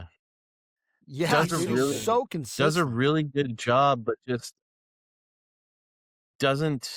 It's like you guys say, there's nothing special. Like, he's there's a nothing rich man's not incredibly special person because he's doing it all really. But I'd say he's a good qualifier, which is a great thing if you're on the World of Outlaw Tour. So yeah, I think both those picks are good picks, JJ. What do you think, though? I want Cole Macedo to win an outlaw race so fucking bad. Like, as bad as I want to win an outlaw race is as bad as I want Cole to have an outlaw win. Like we don't even fucking talk. Like it's not like we're fucking boys and we hang out. I just love Cole, and I don't know. So much of me just wants him to have an amazing year. And like I look at his success in Australia, that was all Cole. Like he didn't jump in that car, and that car was fucking amazing. Like that was all Cole. He should have won the Classic this year. I want to see Cole have just a fucking amazing season, an incredible year. They're going to have to qualify better to do that. I think that he's a gritty racer. I think he's got the ability for sure. I think he's going to get substantially better this year than what he was last year as a driver, because now he's done it. He's going to go back to these places for a second and third time. I really, really hope that Cole has a fucking breakout year. The thing that's so in Cole's favor is, and he's not very well known, but I was fortunate enough to work for his owner, Todd Carlisle. Todd is very low key, but Todd is like the best kind of car owner. Like, I don't know if you guys know the story of how Wayne Johnson ended up in his car, but basically Todd was like, you know what? I want to own a team, and I'm just going to go around. And what he did is he went to the pits for like 2 or 3 weeks of AFCS races, and was just like, what guy treats me the best? And that's how he ended up with Wayne Johnson. When he walked around the pits, Wayne Johnson was the guy that treated him the best. And now Wayne and him have built this relationship. But what's neat about Todd is like he's so patient. He's so he's going to give Cole the runway that most car owners don't give drivers to succeed. Like Todd isn't breathing down his neck of, oh, we're gonna fire you, we're gonna fire you. Like Todd's the kind of guy that's like, okay, we got a 5-year plan. We want to do this here, this here, this here. He's not the owner that's up your ass. He's a very, very laid back. He's like the kind of car owner you really want. Like I think this sounds like an exaggeration, but in terms of like to be an employee of his, I think he's one of the top 5 teams in sprint car racing to be an employee for. I know that maybe they're not a top 5 team, but in terms of like you're working for a good guy, you're always gonna have stability. There's not gonna be pressure on you. There's an expectation that you succeed, but like he's a phenomenal car owner. He's the kind of guy that really does give Cole a chance to succeed.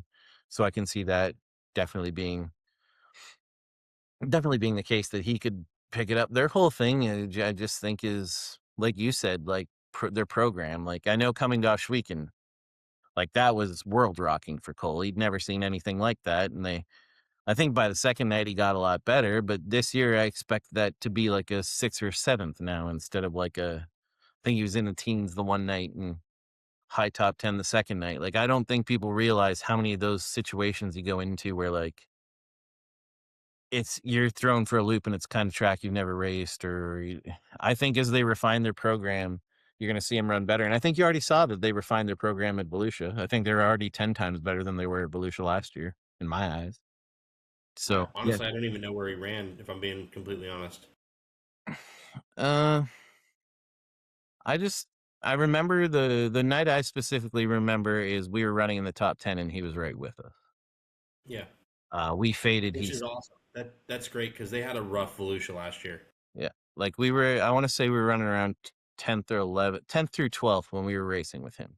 And we faded, and I think he stayed up there. So to me, that was a massive improvement from where they were last year.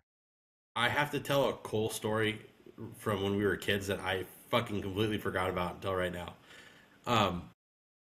Steve Kent has a brother, and so Steve Kent's nephew that was racing with us, and the kid was messing with Cole. Cole couldn't have been 6 or 7 years old, and he kept like fucking with Cole and messing with Cole, and Cole punched this kid and knocked the kid's front tooth out. And the kid was probably like 12, and Cole was 6 or 7, and I remember he fucking clocked him and knocked his tooth out. And I don't know what made me think that. That was You could so tell he had funny. an older brother. I wonder if he even remembers that. That was so fucking The funny. the best video is that Victory Lane interview of him in a micro sprint where he's like chubby and talking like he talks now. Like, really, we had such a good car, Steve. Oh my god, we worked so hard. Like, it's fucking hilarious watching the interview. So I always like my joke is like how much Cole is the ugly stepchild, like in the fucking Tarleton program. You know, and like they've done a lot for him, so I'm not bad mouthing or anything, but it was like, so Carson, he's gonna run Super 600, so he practiced my micro one night in Lemoore, and like he fucking did awesome in it, and they're like, all right, we're gonna get a pace, and we're gonna get I forget what engine I had, but they were gonna like get that, and then it's like, nah, fuck it, we're gonna go sprint car racing. So like completely jumped from restricted to a 360 sprint car right when I was going to the race. So like we moved up together, and so Cole's racing restricted and he's winning and stuff. Now he's gonna go super racing, and they bought a fucking Sawyer. Nobody in California had a Sawyer. This thing left front off the fucking ground, hunk of absolute donkey shit, and fucking Cole was horrible in it. And I just remember thinking like, why the fuck did they do that? Like it was literally like punishing the kid. Yeah, but I think even more reason why I just fucking love the guy. Like, no quit in him. No quit at all. JJ, got anything to add on Cole?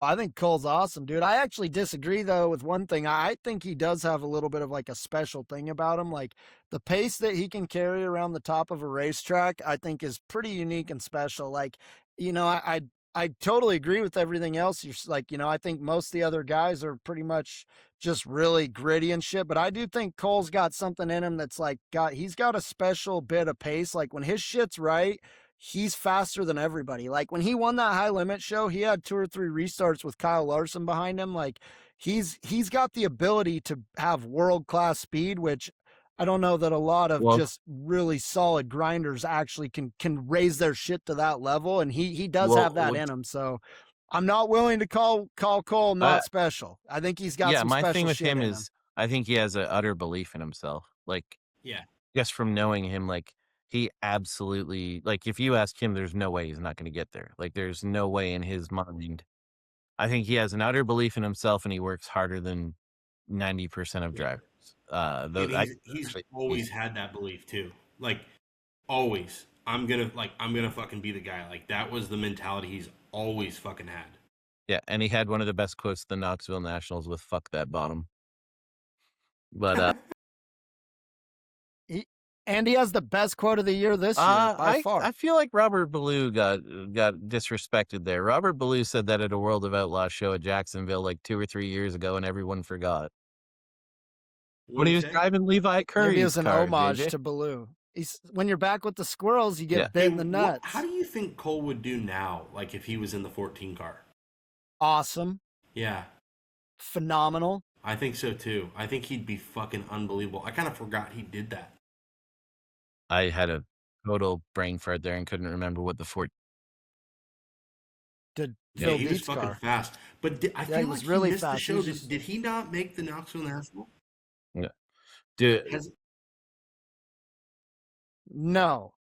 Right. And he Yeah, even I said, think he's it was like, like dude, his this first real car's so deal there. fast. Yeah. Because I know he made the Kings Royal. He made the last Knoxville year, Nationals or this maybe it was year. the year before. he made it in the news. He made the Nationals this last year as well in the 2 car. In the 2 car, yeah, they locked in on Hard Knocks night. Made the He national. made the Nationals? Yeah. Yeah. He said fuck that bottom was the Hard Knocks night when he just ran the top. No shit. That's Yeah. badass. I couldn't remember if he had made a Nationals yet or not, but I remember he made a Kings Royal in that, like, the In the fucking Newton roofing car, he part. made the show.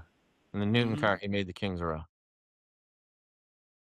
Well, fellas, we've talked a long time. This is one of the longer ones. I think Jackson hates us. Do we have any shit we want to talk, Dom? We had 3 topics last shit talking session, so I feel like JJ and I have done our part. Do you have anything you want to talk shit about? Getting a fucking deviated septum repair sucks balls. And I must be a pussy too, because fuck, this sucks. I don't know, that's all I got. But no problems with the cock reduction surgery, though? You're fine there? There's no possible way you could reduce it. It would be, I would Somebody's be a female. uncle would have become their aunt. It would be a sex change for sure. Well, fellas, we did 3 versions of talking shit last week. Dom's pretty happy because now he's a swinger. I don't think we have any shit we really want to talk. Just put your pineapples out so that Dom knows what houses he can go into and which he can't. And thanks for doing this, fellas. It's been fun to be back.